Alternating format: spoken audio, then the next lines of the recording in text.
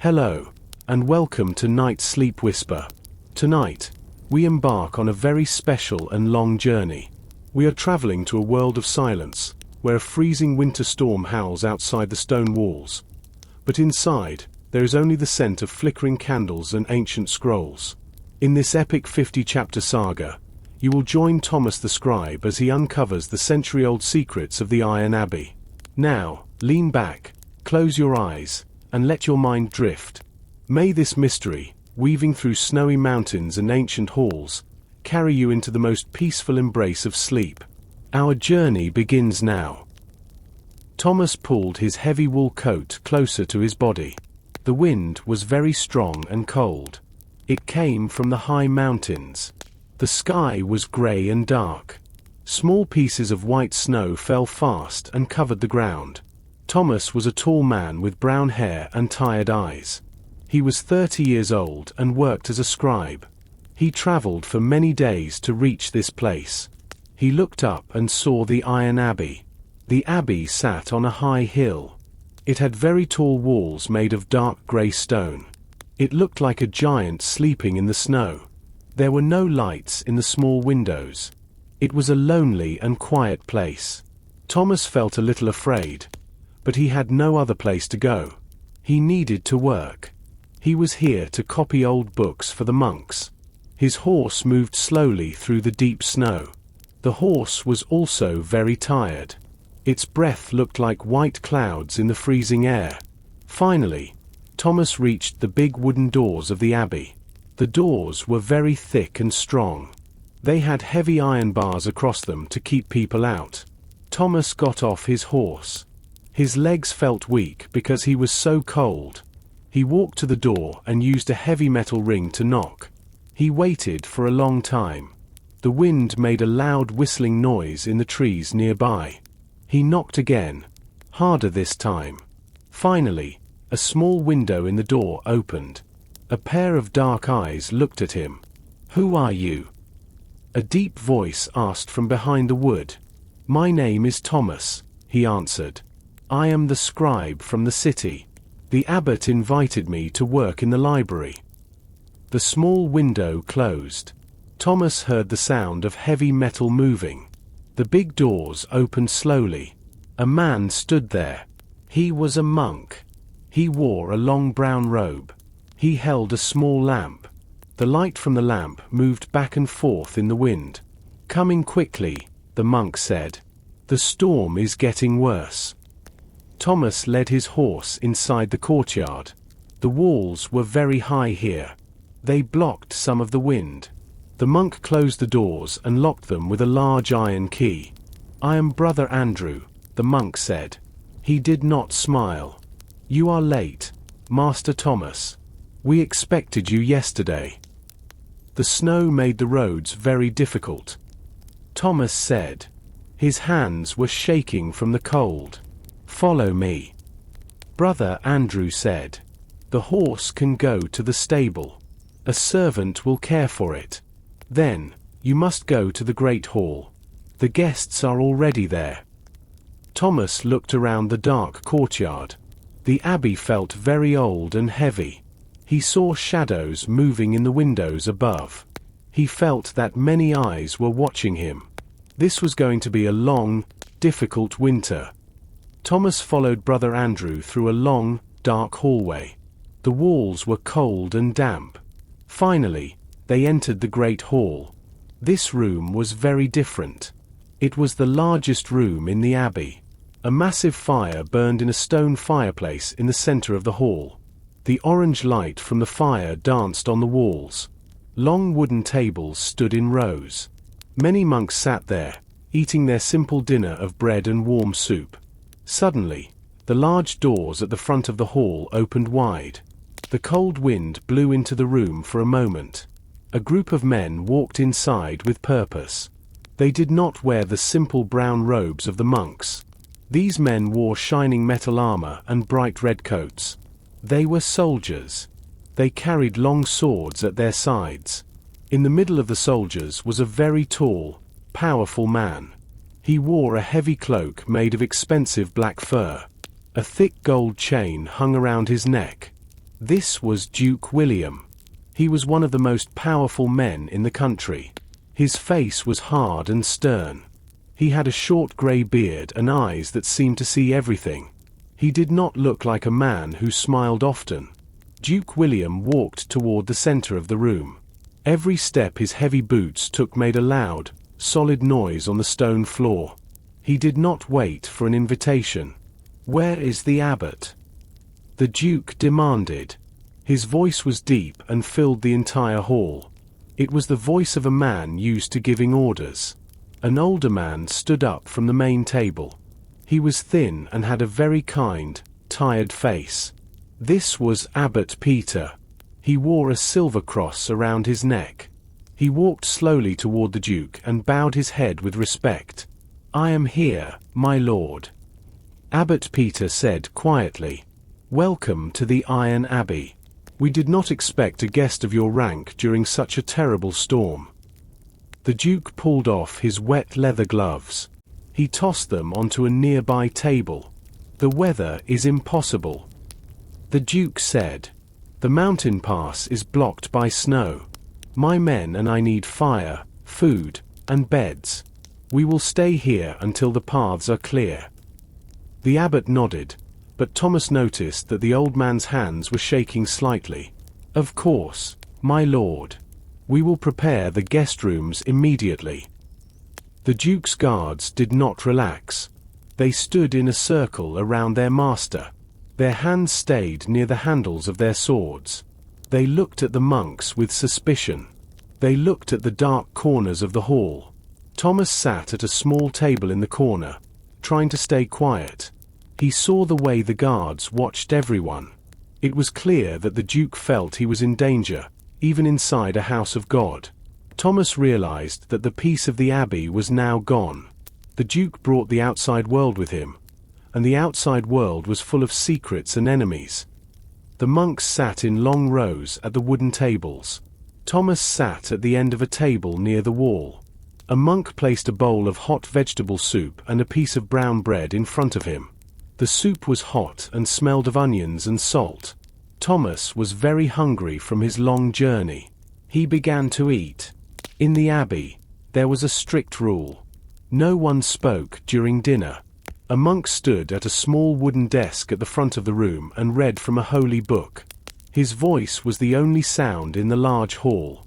He read about peace, kindness, and hard work. But Thomas did not feel peace. The air in the room felt heavy and uncomfortable. Thomas looked at the high table at the front of the hall. Duke William sat in the middle.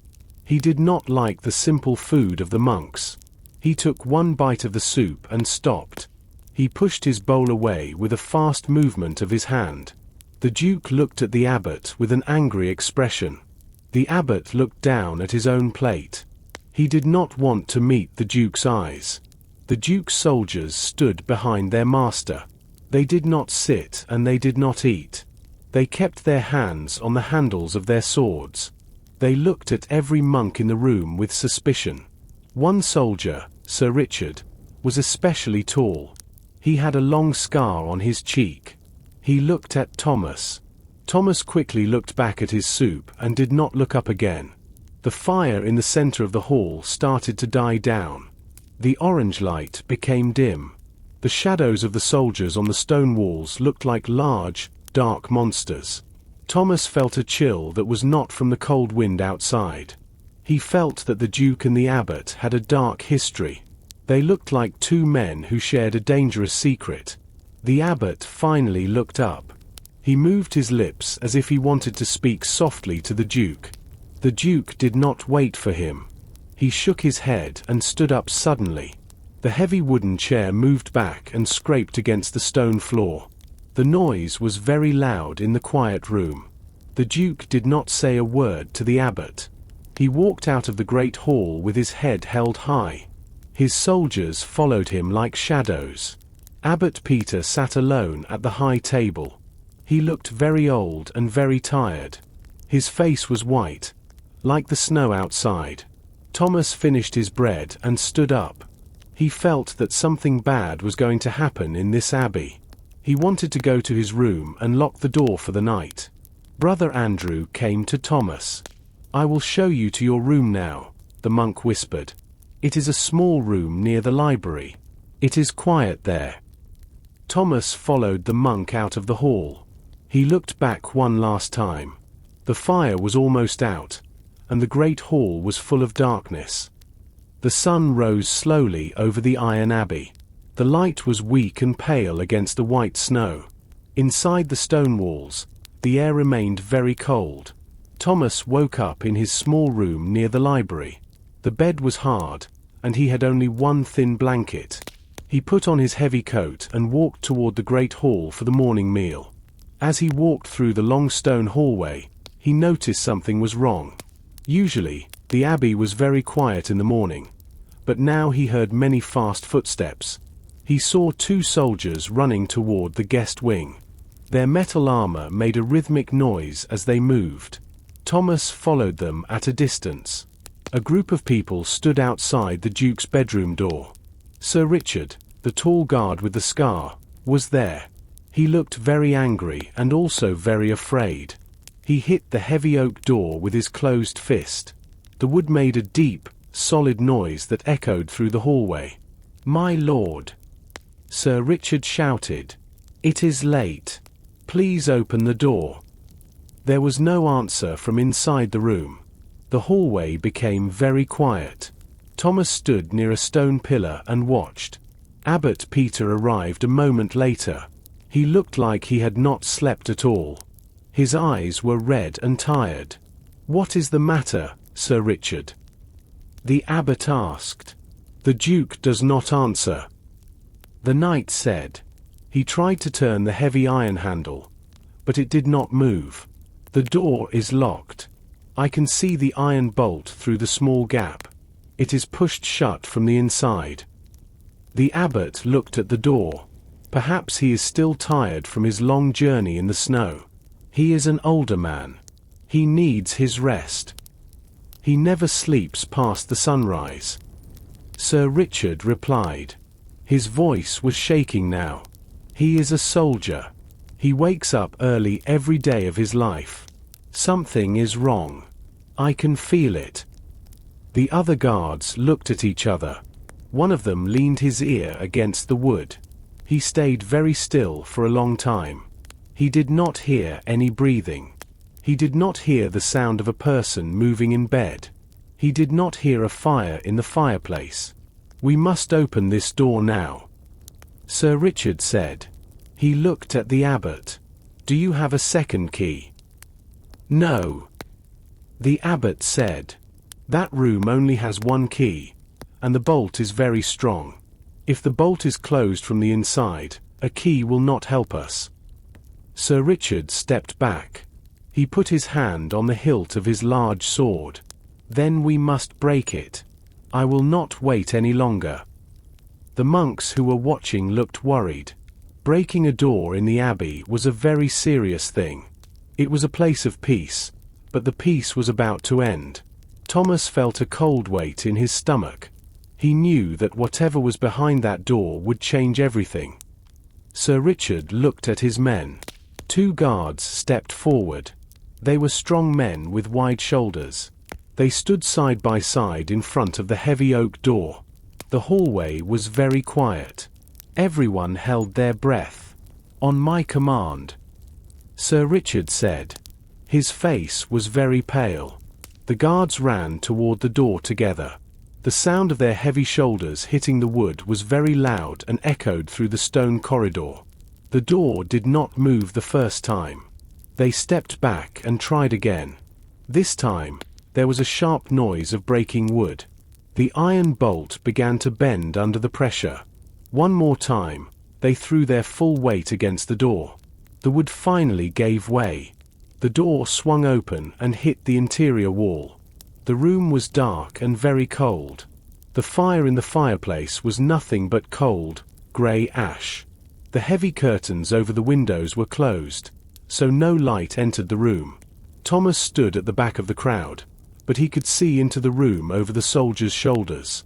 Sir Richard rushed to the large bed in the center of the room. "My lord," He called out. His voice was small and full of fear. Duke William lay on his back. His eyes were wide open.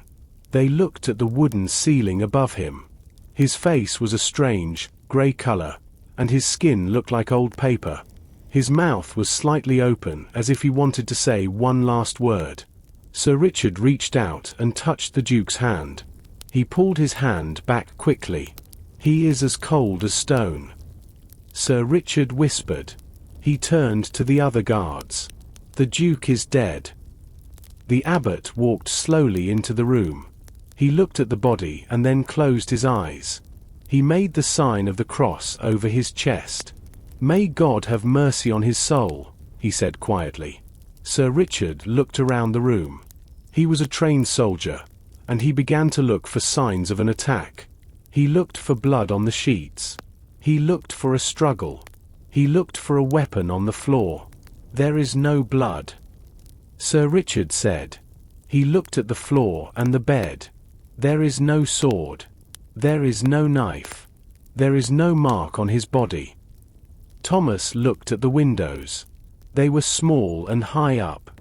They were closed and locked from the inside with heavy iron bars. The door had been bolted from the inside. There was no other way into the room. How did this happen? One of the guards asked.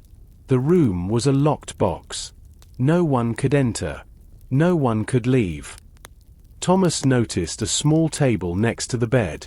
A silver cup sat there. It was empty. He also saw a small book on the floor. It looked like the Duke was reading before he died. The room felt heavy with a dark secret. The abbot turned to the people in the hallway. "Everyone must leave this area now," he said. His voice was shaking. "Go to the chapel. No one leaves the abbey today. We must wait for the storm to stop." But Thomas stayed near the door for a moment longer. He looked at the Duke's frozen face. The Duke did not look like a man who died in his sleep. He looked like a man who was surprised by death. Thomas stood in a dark corner of the great hall. The monks were praying in low voices. The soldiers were talking loudly and pointing their fingers at the monks. The air was full of anger and fear. Thomas felt like a ghost among them. He was just a scribe, a man of words and pens, not a man of swords and blood. A hand touched his shoulder. Thomas jumped. He turned and saw Brother Andrew. The monk's face was very serious. "The abbot wants to see you in his private study," the monk whispered. "Come with me now. Do not talk to the soldiers." Thomas followed him through a small door and up a narrow stone staircase. They reached a heavy wooden door. Brother Andrew knocked softly. A tired voice from inside told them to enter. The abbot's study was a small room. It smelled of old paper, dried ink, and candle wax. Many books sat on the shelves. A single candle burned on a large desk. Abbot Peter sat in a high-backed chair. He looked much older than he did the night before.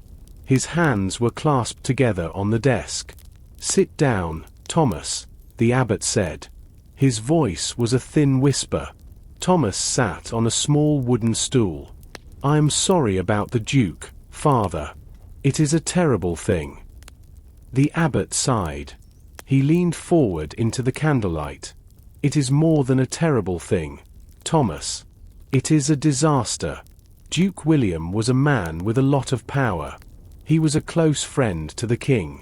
If people believe he was murdered here, in our abbey, the king will send his army. They will burn this place to the ground." But the room was locked from the inside. Thomas said, "Maybe it was just his heart. He was not a young man." The abbot shook his head.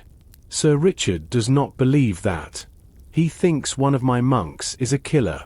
He wants to start a fight. I need to know the truth before the snow melts and the king's messengers arrive. I need someone who is not a monk and not a soldier. I need a man who notices small details." Thomas looked at his hands. "You want me to find the truth?" "Yes," the abbot said. "You are a scribe. You have a sharp eye for mistakes in books. Use that eye to look at this mystery. Talk to the people here. Look at the Duke's room again. Find out what happened in that locked room." Thomas felt a heavy responsibility. He was not a detective. He was a man who copied old letters. "Why me, Father?" "Because you are a stranger," the abbot replied. "The monks do not know you, and the soldiers do not fear you. You can move quietly. Please, Thomas, help me save this abbey. Find out how a man dies in a locked room with no wounds." Thomas looked at the abbot's tired eyes. He saw the fear there. "I will try, Father. I will start tonight." "Be careful," the abbot warned. "A man is dead. If there is a killer, that person is still inside these walls.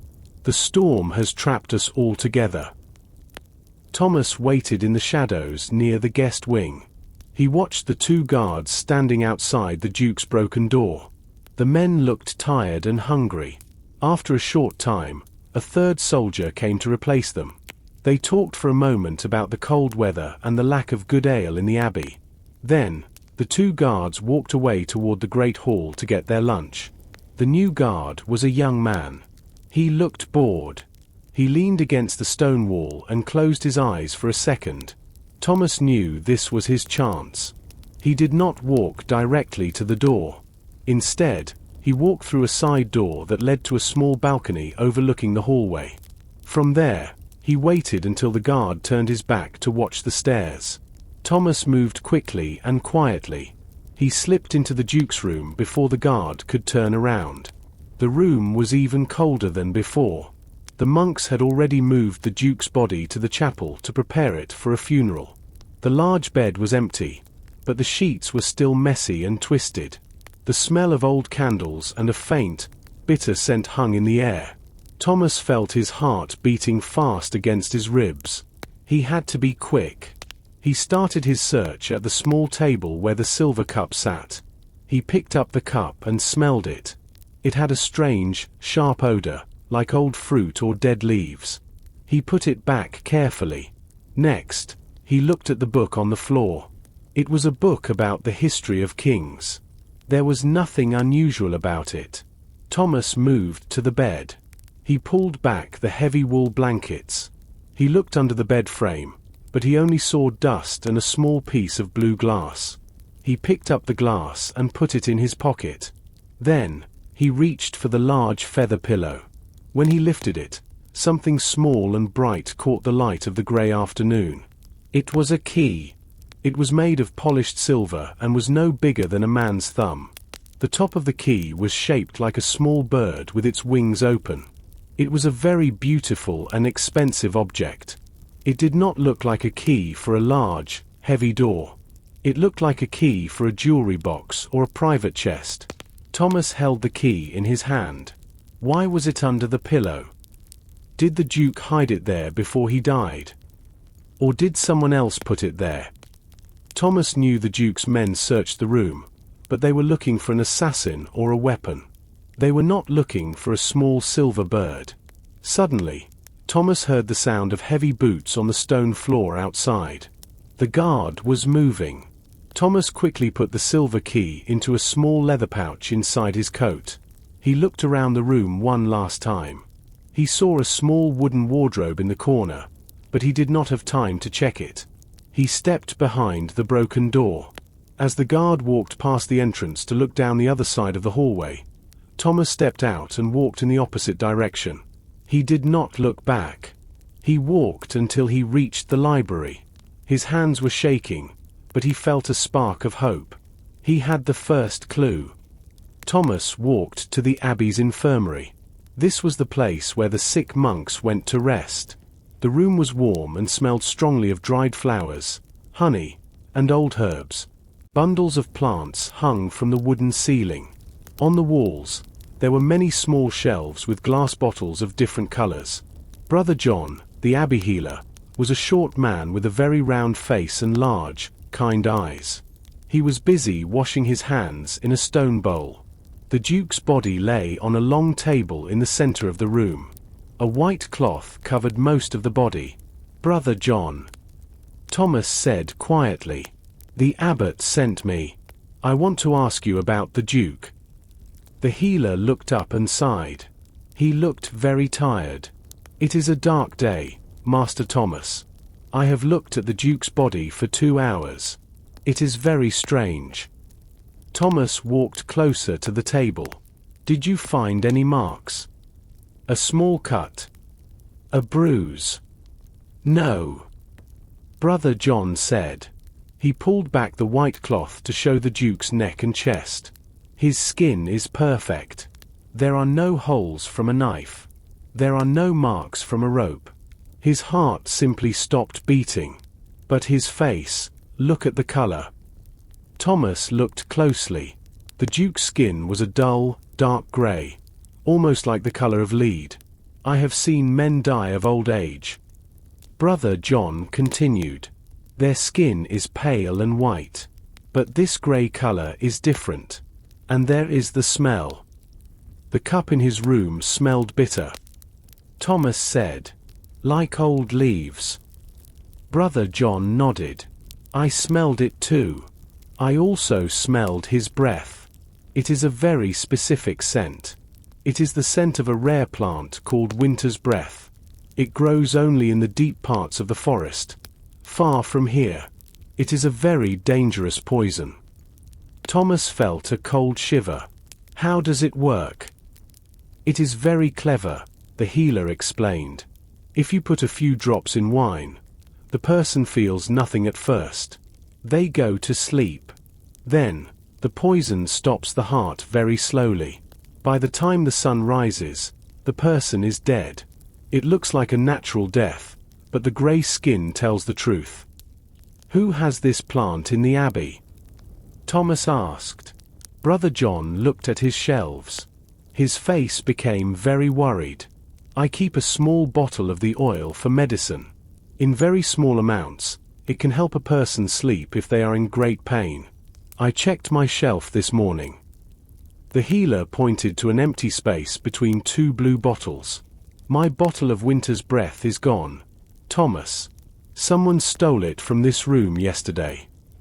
Thomas looked at the empty space. "So, the killer is someone who knows about your medicine. Someone who can enter this room without you seeing them. Many people come here for cough medicine or bandages," John said. "Monks, guards, even the servants. I cannot watch everyone all the time." Thomas thanked the healer and left the room. He now knew how the Duke died. It was not magic or a ghost. It was a cold, planned murder using the abbey's own medicine. Thomas walked out of the infirmary and into the long stone hallway. The air was very cold. He heard loud, angry voices coming from the great hall. He walked to the entrance and looked inside. The scene was full of tension. Sir Richard was standing in the middle of the room. His face was very red. He held the handle of his sword with a tight grip. He was shouting at a group of 3 monks. The monks looked very small and afraid. They stood together and looked at the floor. "One of you did this," Sir Richard yelled. His voice was like a storm.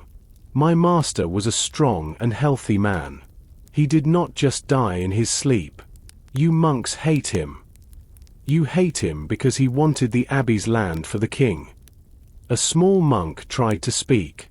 His voice was shaking. "Please, sir, we are men of peace. We spend our days praying and working. We do not know how to kill." Sir Richard stepped forward and grabbed the monk by his brown robe. "Peace? There is no peace here. My Duke is dead in a locked room. Only someone who knows this abbey could do such a thing. You know every door. You know every secret passage." Thomas realized he had to say something. He did not want the monk to get hurt. He stepped into the light of the fire. "Sir Richard, please. The abbot is working hard to find the truth. We are all searching for answers." Sir Richard turned his angry eyes toward Thomas. "The scribe. Why are you talking?" You are a stranger here too. You arrived just before the Duke died. Maybe you are the one who helped the monks. I was on the road for many days. Thomas said calmly. He kept his hands visible. I did not know the Duke. I only came here to work on the books. I want to find the truth as much as you do. Sir Richard let go of the monk's robe. The poor monk ran away toward the kitchen as fast as he could. The knight walked over to Thomas. He was very tall, and he looked down at the scribe with suspicion. He smelled of old leather and cold metal. Listen to me, scribe, the knight said. His voice was low and very dangerous. I have 50 soldiers in this abbey. We are trained to fight and win. If the abbot does not give me a name by tomorrow morning, I will take the law into my own hands. I will search every room. I will break every wooden chest. I will even search the abbot's private office. The storm is still very strong. Thomas reminded him. The snow is too deep. No one can leave the abbey anyway. That is why I am so angry, Sir Richard said. He looked around the room. The killer is here. He is eating dinner with us. He is sleeping under this same roof. I want justice for Duke William. Sir Richard looked at his other soldiers. Watch the doors.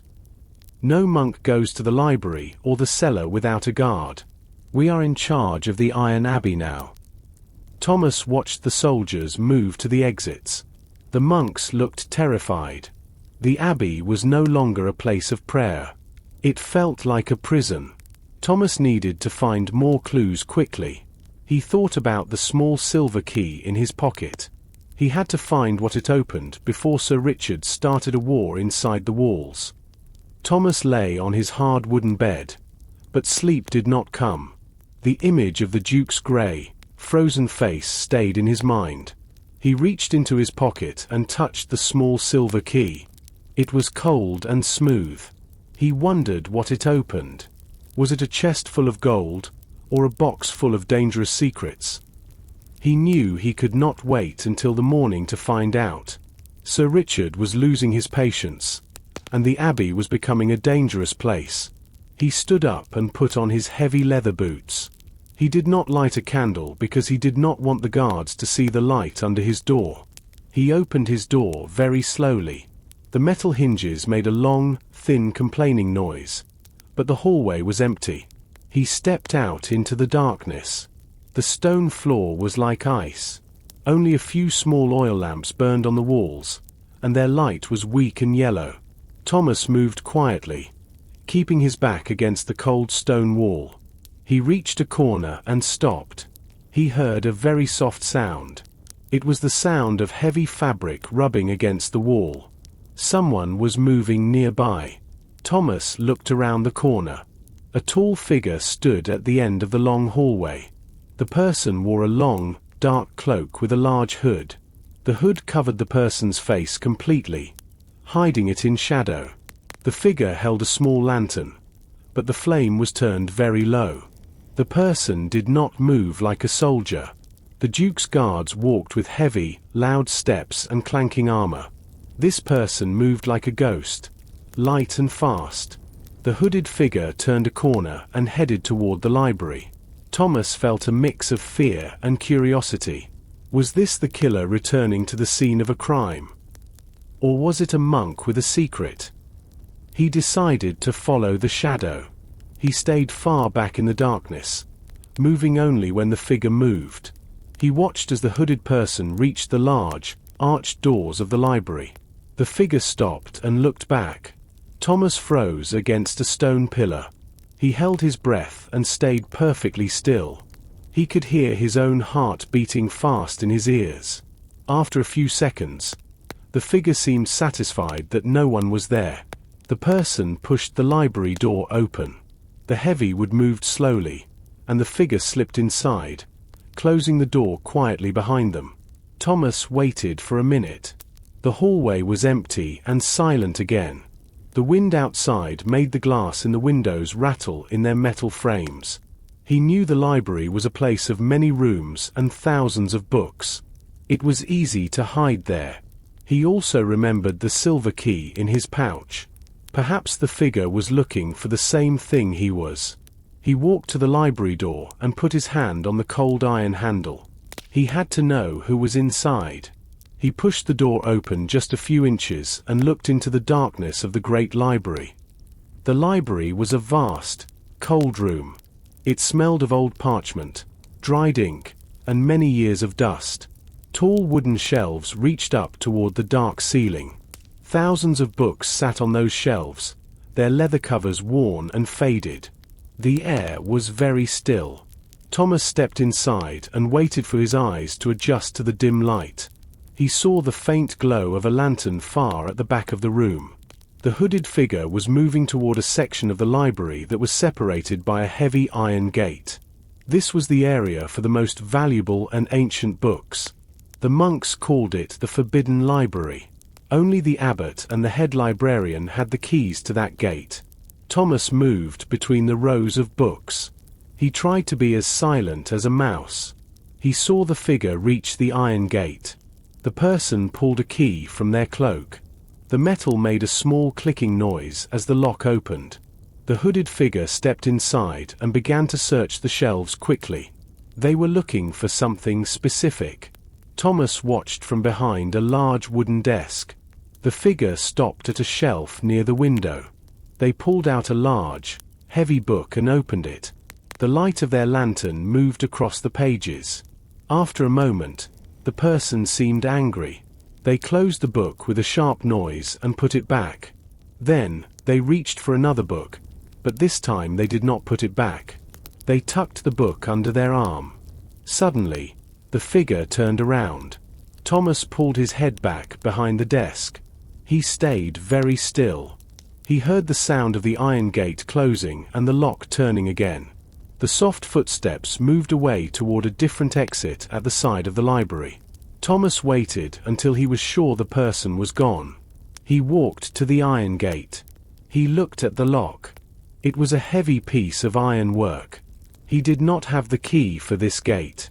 However, he looked at the floor near the gate. In the thick dust, he saw fresh footprints. They were small and narrow. These were not the footprints of a large soldier like Sir Richard. These were the prints of someone smaller. Thomas looked through the bars of the gate at the shelf where the figure was searching. He noticed a gap in the row of books. One book was missing. He looked at the labels on the other books nearby. They were books about the history of the land and the royal families of the north. Why did the killer, if it was the killer, want a history book? Thomas felt that the answer to the Duke's death was not just about poison. It was about something hidden in the past. He needed to find a way into that forbidden section. He thought about the silver key in his pocket. He tried it on the iron gate, but the key was too small. He realized the silver key was for something else. He looked around the dark library. He felt like the books were watching him, holding their secrets tight. He needed to find that missing book. The silence in the library was like a heavy blanket. Thomas stood by the iron gate for a long time. He listened to the wind outside. The wind made a low, mourning sound against the stone walls. He looked at the floor again. The footprints led to a tall window at the end of the aisle. The glass was old and wavy. Through it, the world outside was just a blur of white snow and dark trees. Thomas walked to the window. The air here was even colder. He felt a small breeze coming through a gap in the stone. He looked down at the floor near the base of the window. There, caught in a small crack in the wood, was a tiny piece of white paper. He bent down and picked it up. His fingers were cold, so it was hard to hold the small scrap. It was a torn piece of a page. The paper was yellow with age, but the ink on it was still dark and clear. It was not a printed book page. It was handwritten. Thomas held the paper close to his eyes. The light from a distant wall lamp was very weak. He moved toward the light to read the words. The paper only had a few lines of text. The first line said, under the stone of the main altar. The second line said, "The old tunnel leads to the mountain." The third line was torn in half, but he could see the word, "Secret." Thomas felt a rush of excitement. This was not a page from a history book. This was a message or a map description. It spoke of a secret tunnel under the very heart of the abbey. He thought about the Duke. The Duke was a soldier. Did he know about this tunnel? Was he looking for it? He remembered the missing book. The hooded figure had taken a book from the shelf about the history of the land. Perhaps that book had this page inside it. When the figure pulled the book out, this small corner must have torn off and fallen to the floor. Thomas looked at the paper again. The handwriting was very elegant. It was the handwriting of a person who spent many years writing. It looked like the work of a scribe or a monk. He wondered if the abbot knew about this tunnel. If there was a tunnel, it meant someone could enter or leave the abbey without using the main doors. It meant the killer did not need to walk past the guards. Suddenly, a piece of wood in the wall made a sharp cracking noise. The temperature was dropping, and the old building was reacting to the cold. Thomas jumped. He quickly put the torn paper into his pocket with the silver key. He realized he was in danger. If the hooded person came back to look for the missing piece of the page, they would find him there. He needed to leave the library immediately. He walked back toward the main door, staying in the shadows of the tall shelves. Every shadow looked like a person in a cloak. Every sound made him stop and hold his breath. He reached the door and slipped out into the hallway. He did not go back to his room. He had to think. The paper mentioned the main altar in the church. He knew where that was. But the church was always guarded by the monks, and now, the Duke's soldiers were there too. The library was too cold, and Thomas felt his stomach growl with hunger. He decided to go to the kitchen. In a place like the Iron Abbey, the kitchen was the heart of the building. It was always warm, and the people there usually knew everything that happened. As he walked down the stairs to the lower level, the air became warmer. He smelled roasted meat and fresh bread. He entered the large kitchen. It was a busy place with a high ceiling covered in black soot from the fires. Huge iron pots hung over the flames. A large man with a very red face and wide shoulders was cutting vegetables at a thick wooden table. This was Master Robert, the head cook. "Master Robert," Thomas said softly. The cook looked up. He had flour on his apron and a sharp knife in his hand. "The scribe," Robert said. His voice was loud and friendly. "You look like you saw a ghost. Are you hungry?" "I am," Thomas admitted. "And I am also very cold." Robert pointed to a small stool near the fire. He handed Thomas a thick slice of bread and a piece of yellow cheese. "Eat. This will put some life back into your bones. It is a bad time to be a guest in this abbey." Thomas took a bite of the bread. "It is a very strange time. The Duke's death has made everyone afraid." Robert leaned closer, resting his heavy arms on the table. He looked around to make sure no one else was listening. The other kitchen workers were busy in the back. "I will tell you something, Thomas. I saw something last night. Something I did not tell the soldiers." Thomas stopped eating. "What did you see?" "The Duke brought his own wine," Robert whispered. "He did not trust our abbey ale. He had a small barrel of expensive red wine in the cellar. Only his own men were supposed to touch it." "And?" Thomas asked. "Late last night, before the Duke went to his room, I went to the cellar to get some salt," Robert said. "I saw a figure near the Duke's barrel. The person wore a dark cloak. I thought it was one of the Duke's guards, so I did not say anything. But then the person turned. The light of my candle hit their face for a second." "Did you recognize them?" Robert shook his head. "No. It was not a guard. And it was not one of our monks. The person looked like a stranger, but they moved like they knew exactly where the wine was hidden. They were holding a small blue bottle.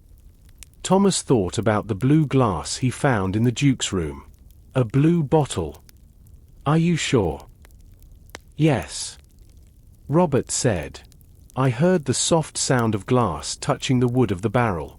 Then the person ran away into the shadows behind the large grain bags. "I was too afraid to follow. I'm just a cook, not a fighter." Thomas finished his bread quickly. "Which way did they go?" "Toward the back of the cellar," Robert said. "There is an old door there. It is usually locked, but maybe it was open last night." Thomas thanked Master Robert for the food and the information. He felt a new sense of urgency. The stranger the cook saw was likely the person in the library. If the killer was not a monk or a guard, who were they? And how did they get inside the abbey? Thomas left the warm kitchen and walked down a set of narrow stone stairs. These stairs led deep into the ground. The air became very damp and smelled of wet earth and old wood. This was the great cellar of the Iron Abbey. It was a massive room with a low ceiling held up by thick stone pillars. He held a small candle in his hand. The flame was tiny, and it cast long, dancing shadows against the rows of giant wooden barrels. These barrels held the abbey's ale and wine for the winter. Thomas moved carefully. The floor was uneven and slippery with moisture. He looked for the area where the Duke's private supplies were kept. Master Robert said the Duke did not trust the local drink. Finally, in a dark corner far from the main stairs, Thomas found a smaller barrel. It was made of dark oak and had the Duke's royal seal stamped into the wood. The seal showed a lion with a crown. Thomas leaned closer. He saw a small wooden tap at the bottom of the barrel. There was a dark puddle on the floor directly under the tap. He knelt down and touched the liquid with his finger. It was red wine, but it looked thick and strange. He lifted his finger to his nose. The smell was not like normal wine. It did not smell sweet or fruity. Instead, it had a very strong, bitter scent.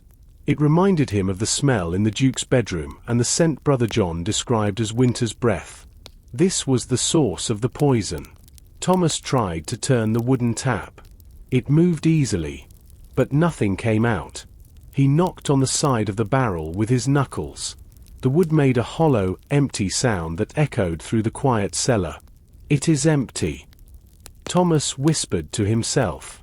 He was surprised. A barrel of this size should hold enough wine for a month. The Duke was only here for one night. Why was it empty? He looked at the floor again. The puddle was not large enough to be a whole barrel of wine. This meant someone did not just spill the wine. They took it or poured it away somewhere else. He looked behind the barrel. He saw more footprints in the dust, similar to the ones he saw in the library. They led toward the back wall of the cellar. Thomas followed them with his candle.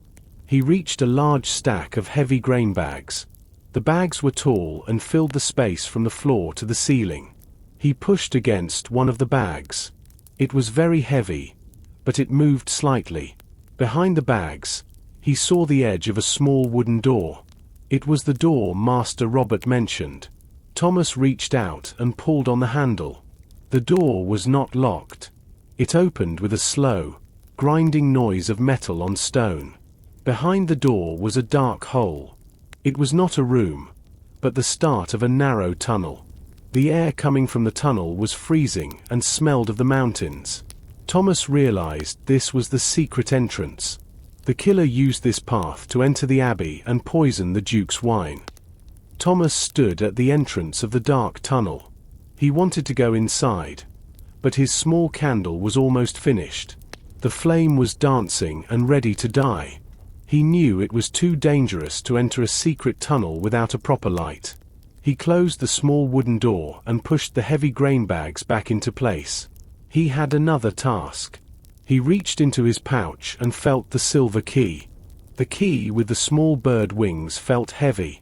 He remembered seeing a small, beautiful chest in the abbot's office earlier that day. It sat on a shelf behind the abbot's large desk. Thomas decided to go back there while the abbey was busy with the evening prayers. He climbed the stairs quietly. The abbey was very still. Most of the monks were in the chapel, singing songs for the Duke's soul. The soldiers were in the great hall, eating and complaining about the cold. Thomas reached the door to the abbot's study. He pushed it slowly. It was not locked. The abbot was likely in the chapel with the others. The room was dark, but the moon was visible through the clouds outside.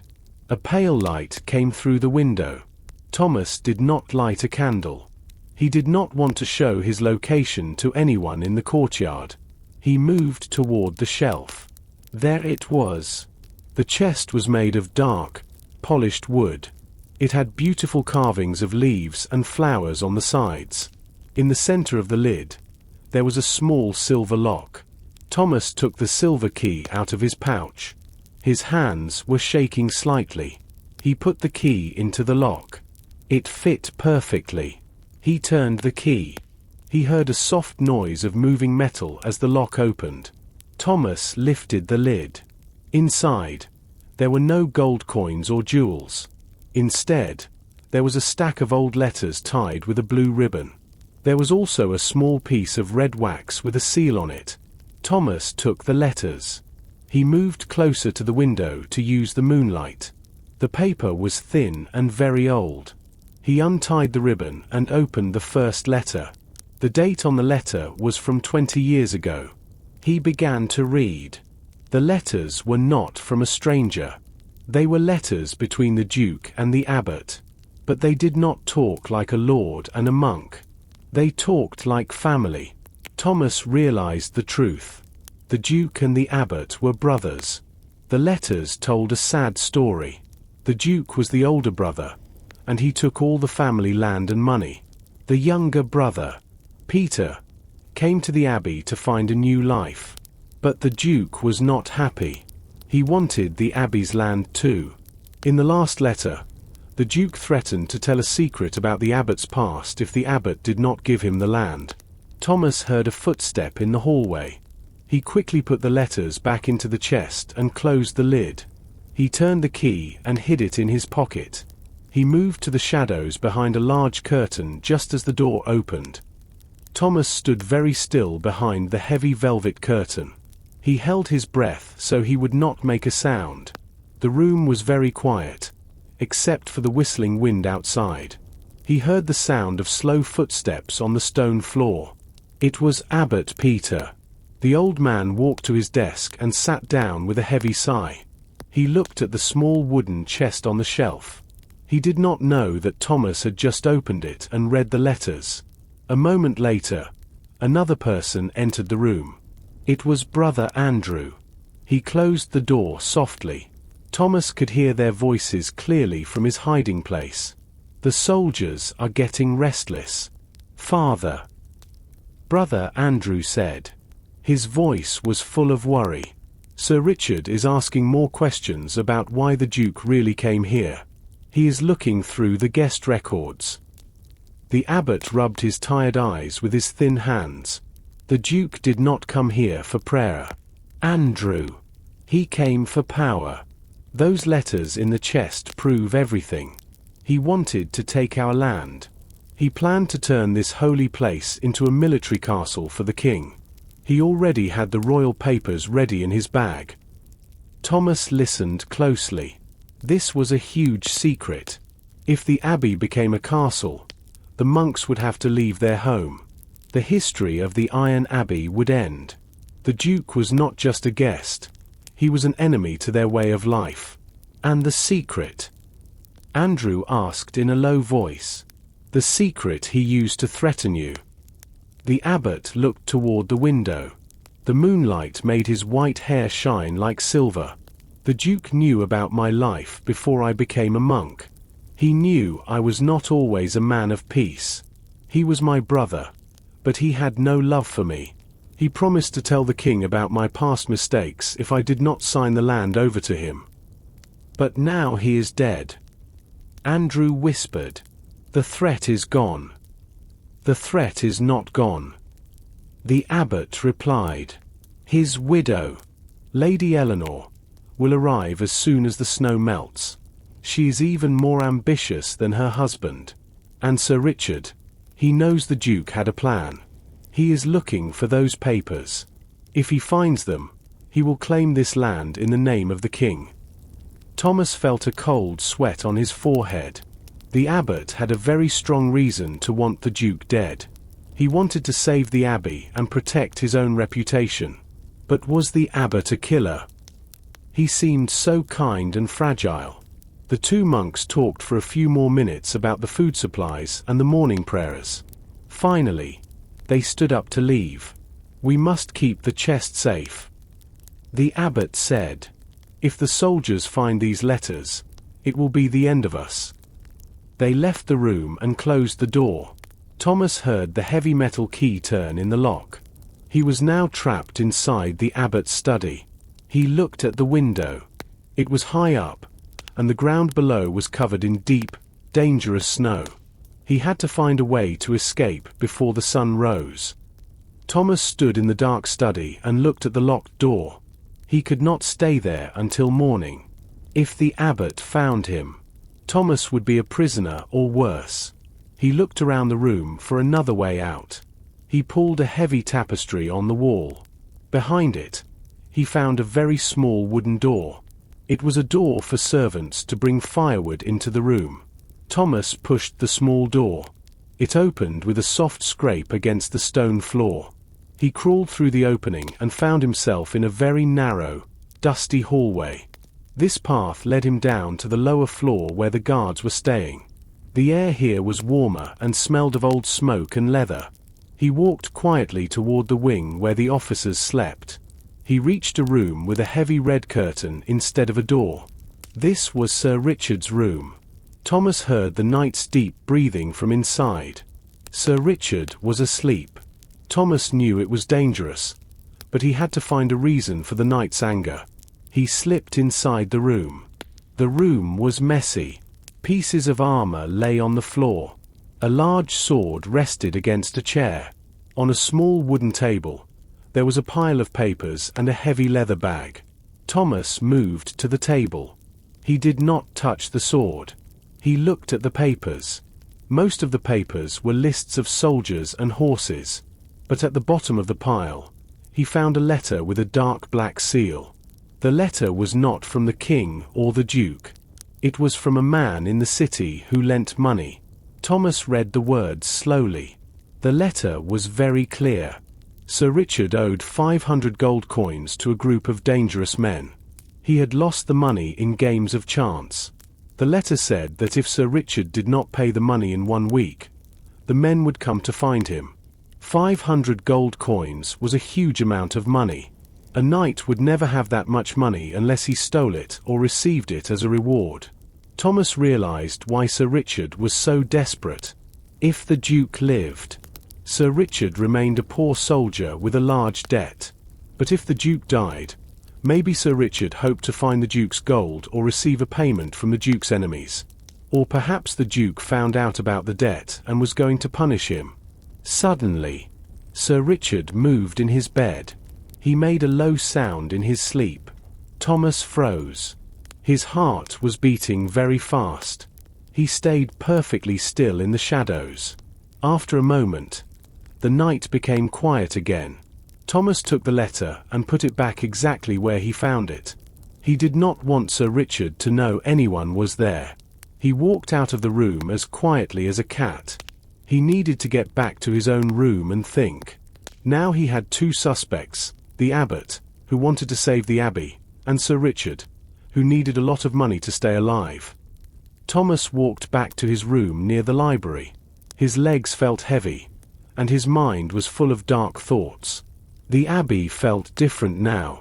Every shadow in the hallway looked like a person waiting to attack him. Every door was a secret. He reached his small wooden door and pushed it open. The room was freezing. The small fire in the tiny fireplace was dead. Only cold, white ashes remained. Thomas did not light a lamp. He wanted to sit in the dark and think about the abbot's letters and Sir Richard's debt. He walked toward his bed. As he reached for his blanket, he felt something different. There was a small piece of paper lying on his pillow. In the pale light of the moon, the paper looked like a white bone. Thomas picked it up. His heart started to beat very fast. He walked to the window to see the words. The paper was rough and low quality. It was not the beautiful parchment from the library. The writing was large and angry. The ink was dark and thick. "Stop looking." The note said, "Go back to your books. The snow will melt soon. If you continue to ask questions, you will not leave this abbey alive." Thomas felt a cold wave of fear. Someone was in his room while he was in the abbot's study. Someone knew that he was searching for the truth. He looked at the door. He had locked it before he left, but the lock was old and simple. A person with a thin piece of metal could open it easily. He sat on the edge of the bed. He held the note in his shaking hands. Who wrote this? It did not look like the elegant handwriting of the abbot. It did not look like the professional hand of a scribe. It looked like the writing of someone who was not used to holding a pen. Maybe it was a soldier. Or maybe it was a servant. Thomas looked around the small room. He felt that someone was still there, watching him from the corners. He checked under the bed and inside his small wooden cupboard. There was no one there, but he did not feel safe. He realized that the killer was not just trying to hide. The killer was now watching Thomas. He thought about leaving. He could try to steal a horse and ride into the storm, but the snow was too deep. He would die in the mountains in less than an hour. He was trapped. The only way to stay alive was to find the killer before the killer found him. He put the note in his pouch with the silver key and the torn page. He now had 3 clues, but they pointed in different directions. He needed to find something more solid. He remembered the muddy footprints he saw earlier. They led toward the outside. Thomas decided he could not wait for morning. He needed to see where those footprints went before the falling snow covered them forever. He stood up, pulled his coat tight, and prepared to go back out into the cold. Thomas left his room with great care. He did not want the person who wrote the note to see him. He moved like a shadow through the dark hallways. He went back to the area near the library where he first saw the muddy footprints. The mud was dry now, but the shapes were still visible on the grey stone. He followed the marks. They did not lead to the great hall or the kitchen. Instead, they led to a heavy wooden door that went outside. Thomas pushed the door. The cold air hit his face like a physical blow. The snow was still falling, but the wind was not as strong as before. He looked at the ground. Because the roof of the building blocked some of the snow, he could still see the trail. The footprints went across the courtyard toward the east wing. This was where the monks grew their plants and medicine. The east courtyard was the herb garden. In the summer, it was a beautiful place with green leaves and sweet smells. Now, it was a graveyard of dead brown stems and white frost. The ground was hard and frozen. Thomas walked into the garden. His boots made a soft noise in the thin layer of snow.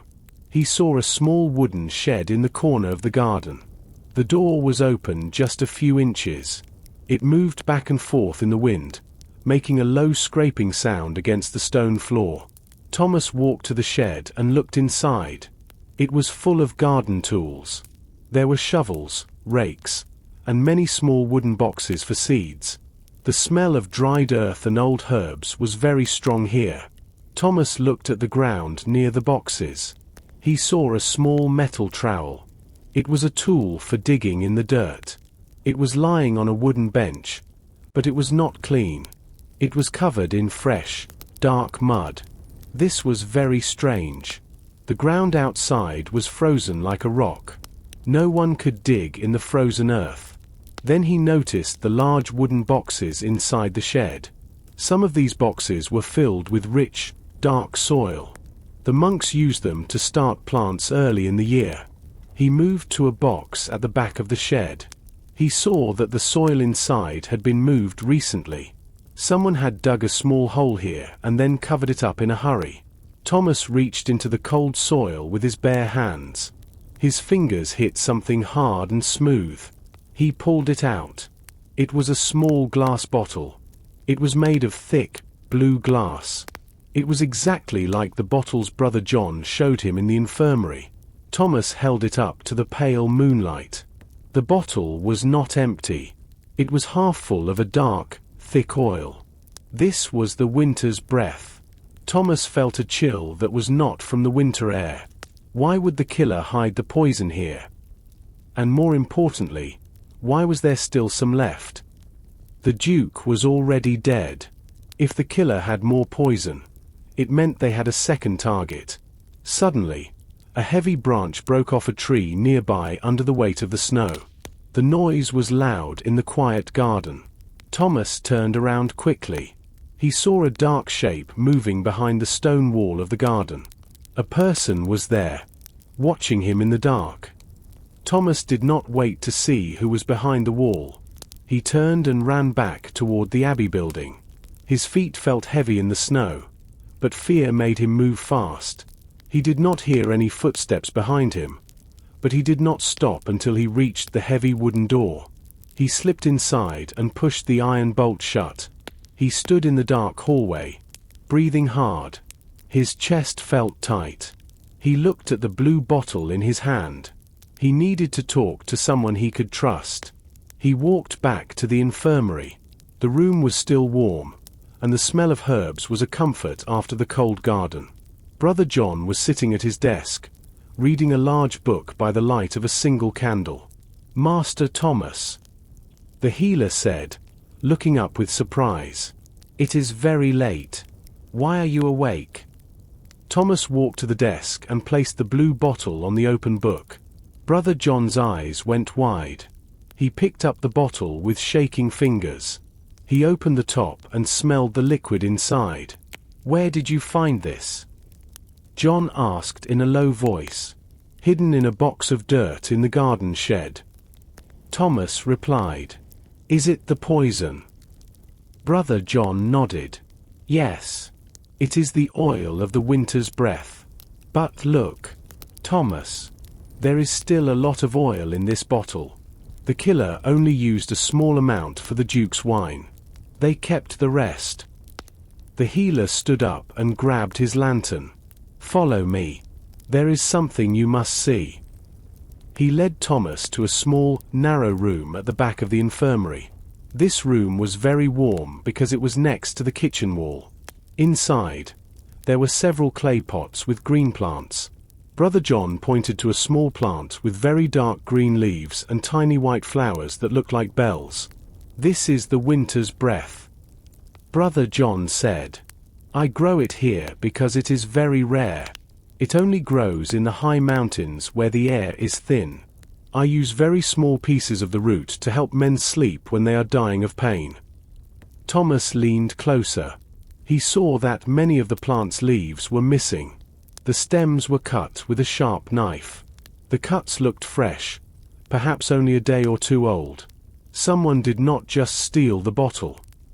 Thomas said, "They took more of the plant itself." "Yes." The healer agreed. His face was pale. "This plant is very powerful. The oil in the bottle is strong, but the fresh leaves are even worse. If someone puts these leaves into a hot soup or a stew, the heat makes the poison work even faster. A man would die in minutes, not hours." Thomas thought about the silent dinner in the Great Hall. He thought about the monks and the soldiers eating together. The killer is not finished, is he? "I am afraid not." Brother John whispered, "They have enough poison here to kill 5 men. We must find them before the next meal." Thomas felt a cold weight in his heart. The mystery of the Duke's death was now a race against time. The killer was still in the Abbey, and they were ready to strike again. Thomas hurried away from the healer's room. His heart was heavy with the news of the poison. He knew the killer was planning something even more terrible. He needed to find the secret path before the next meal. He remembered the torn paper from the library. It mentioned a secret entrance and a tunnel. If he could find the entrance, he might find the killer's path. He walked back to the long hallway that led to the Duke's guest room. He looked at the walls carefully. This part of the abbey was built very long ago. The stones were large, dark, and very cold. He saw many beautiful paintings hanging on the walls. They showed scenes of old battles and the lives of holy men. One painting was particularly large. It showed the first abbot of the Iron Abbey holding a large silver cross. Thomas stood in front of this painting. He noticed something strange. The dust on the floor near the bottom of the frame was gone. It looked like someone had cleaned that specific spot, or perhaps something had moved over it many times. He touched the heavy wooden frame. It was cold and damp. He pushed the side of the frame. It did not move. He tried to pull it, but it was too heavy for one man to lift. He moved his lantern closer to the wall. He saw a tiny scratch on the stone next to the frame. It looked like a mark made by metal. Thomas reached behind the painting, feeling the rough stone. His fingers brushed against a small, cold iron lever hidden in a gap. He held his breath and pulled the lever down. The wall made a slow, deep scraping sound. It was not the sound of wood, but of heavy stone moving against stone. A section of the wall behind the painting began to turn. It was a hidden door, perfectly made to look like part of the solid stone wall. Thomas stepped back in surprise. The opening was just wide enough for a man to walk through. Thomas felt a rush of freezing air from the dark opening. The air smelled of wet earth and very old dust. He held his lantern high. The light showed a set of narrow stone stairs leading down into the darkness. This was not a normal part of the abbey. This was a secret way, hidden from the eyes of the monks and the guards for many years. He knew it was dangerous to go inside alone. The killer could be waiting in the shadows. But he also knew he had no choice. If he did not find out where this path led, more people would die. Thomas took a deep breath. He stepped through the hidden door and onto the first stone step. The door behind him moved back into place. He was now alone in the dark heart of the Iron Abbey. Thomas walked down the narrow stone stairs. The air was very thin and smelled of old, wet stone. He held his lantern high. The light showed that the walls were rough. This tunnel was not as beautiful as the rest of the abbey. It was a secret place, built for hiding. He reached the bottom of the stairs. There was a small, square room. It was very quiet. The only sound was the rhythm of his own breathing. In the center of the room, there was a small wooden table and a heavy chair. Both were covered in a very thick layer of gray dust. It looked like no one had been here for many years. Thomas moved to the table. He saw a large piece of old parchment lying there. It was flat and held down by 4 heavy stones at the corners. He used his sleeve to wipe away the dust. Under the dust was a map. The map was drawn with dark black ink. It was very detailed. It showed the Iron Abbey in the center. Around the abbey, there were the high, sharp mountains and the deep, dark forest. Thomas looked closely at the drawing. He saw something strange. There were several lines drawn in a faded red color. One red line started far away in the forest. It moved through a hidden cave in the mountains and led directly into the great cellar of the abbey. Another red line started from the library and went deep underground to a place marked with a small cross. The words next to the cross were written in a language Thomas did not know, but the drawing looked like a room under the main altar of the church. This is how they move. Thomas whispered. He realized that the abbey was like a piece of cheese with many holes. A person who knew these paths could enter the abbey, go to the cellar to poison the wine, and then go to the library without any guards seeing them. The map also showed that these tunnels were very old. They were part of the Abbey's original design. Thomas looked at the red line that led to the forest. This was very important. If the Duke's enemies in the city knew about this map, they could send an army through the tunnels. The Abbey's high walls would be useless. He looked at the corner of the map. There was a small signature. It was a single letter. W. Thomas thought about the names of the people he knew. William. Was this the Duke's map? Did the Duke know about the secret tunnels before he arrived? Suddenly, Thomas heard a soft noise from the stairs above him. It was the sound of a stone moving. Someone was coming down. Thomas did not have time to run back up the stairs. He looked around the small room. There was a dark corner behind a large wooden chest. He quickly blew out his lantern and moved into the shadows. The room became perfectly dark. He waited, his heart beating fast, as the footsteps became louder. Thomas sat in the dark. He did not move. He did not breathe. The footsteps on the stone stairs were slow and heavy. A soft, yellow light began to grow on the walls of the secret room. The person was holding a candle. Thomas watched from behind the large wooden chest. The figure stepped into the room. It was Abbot Peter. The old man looked very tired. He held a small candle in one hand and a heavy iron key in the other. He did not look around the room with suspicion. Instead, he walked directly to the table and looked at the map.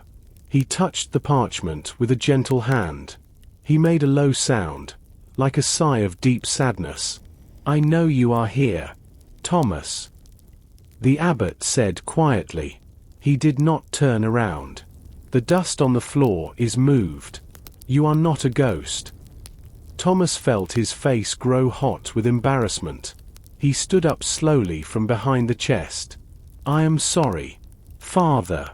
I found the lever behind the painting. I wanted to see where it led." The abbot finally turned. His eyes were not angry. They were full of tears. "It is all right. I expected you to find this place. You have the eyes of a hunter." He pointed to the map on the table. "Do you see the letter W at the bottom?" "I do," Thomas said. "Was it the Duke's map? Did William draw this?" "No," the abbot replied. He sat in the dusty wooden chair. "It was our father's map. His name was Walter. He was a powerful lord many years ago. He built these tunnels when the abbey was first made. He wanted a way to protect his family if enemies attacked the castle." Thomas walked closer to the table. "So the Duke knew about the tunnels because of your father?" "Yes," the abbot said. "But William did not care about protection. He cared about the iron secret. Look at the cross on the map, under the altar." "What is under the altar?" Thomas asked. "The king's original land deeds," the abbot explained. "Many years ago, the king gave this land to the abbey forever, but the papers are hidden in a golden box under the church. If those papers disappear, the abbey has no legal right to this land. The Duke wanted those papers. He wanted to destroy them so the king could take the land back and build a fortress here." Thomas looked at the red line on the map. "Is that why someone poisoned him? To stop him from taking the papers?" The abbot looked at his hands. "I wanted to stop him, Thomas. I love this abbey. It is my life. But I am a man of God. I did not kill my brother. I came here tonight to see if the golden box was still safe. I am afraid that the killer is not a monk or a soldier. I am afraid the killer is someone who wants the land for themselves." Thomas thought about Lady Eleanor and Sir Richard. Both of them wanted power or money. "We must check the altar, Father. If the box is gone, we know the motive for the murder." The abbot stood up. He looked stronger now. "You are right. Follow me." There is a way to reach the church from here without going through the main hallways. The abbot and Thomas were ready to walk toward the church. But suddenly, a very loud noise came from the main courtyard. It was the sound of many horses. The animals were breathing hard, and their metal shoes hit the frozen ground with a sharp, heavy rhythm. The abbot stopped. He looked at Thomas with a face full of worry. The snow is not gone, but the path from the valley must be open. The abbot whispered, "She is here earlier than I thought." They left the secret room and went back through the hidden door behind the painting. Thomas followed the abbot to the great hall. The large front doors of the abbey were wide open. The freezing wind blew into the room. A group of new soldiers stood there. They were tired and covered in snow. In the middle of the soldiers stood a woman. She was very tall and wore a long, expensive cloak made of black silk and warm fur. She pulled back her hood. Her hair was as black as a raven, and her skin was very pale. Her eyes were sharp and blue, like ice. This was Lady Eleanor, the Duke's widow. She did not look like a woman who lost her husband. Her eyes were dry. She did not cry, and her voice was steady. She looked around the great hall with a look of disgust. "Where is my husband?" she asked. Her voice was cold and clear. Abbot Peter stepped forward and bowed his head. "My lady, we are very sorry for your loss. The Duke is in the chapel. The monks are praying for him." Lady Eleanor did not thank him. She walked past the abbot and stood in front of the large fire. She warmed her hands. "I did not come here for prayers, Abbot. I came for the Duke's property. My husband was a man of business. He had important papers with him. I want those papers now." Sir Richard walked into the room. When he saw Lady Eleanor, he stopped. He looked surprised and a little afraid. He bowed quickly. "My lady, I did not expect you until the weekend." "The storm did not stop me, Richard," she said. She looked at the knight with a strange expression. It was not a look of friendship. It was a look of power. "Did you find the papers in the Duke's room?" Sir Richard looked at the floor. The room was locked. "My lady, we found the Duke, but the room was empty of documents. We are still searching the abbey." Lady Eleanor turned back to the abbot. "The Duke was here to sign the land over to the king. If the papers are missing, then someone in this abbey stole them. I will stay here until they are found, and if I do not find them, I will tell the king that you murdered his favorite duke to keep your land."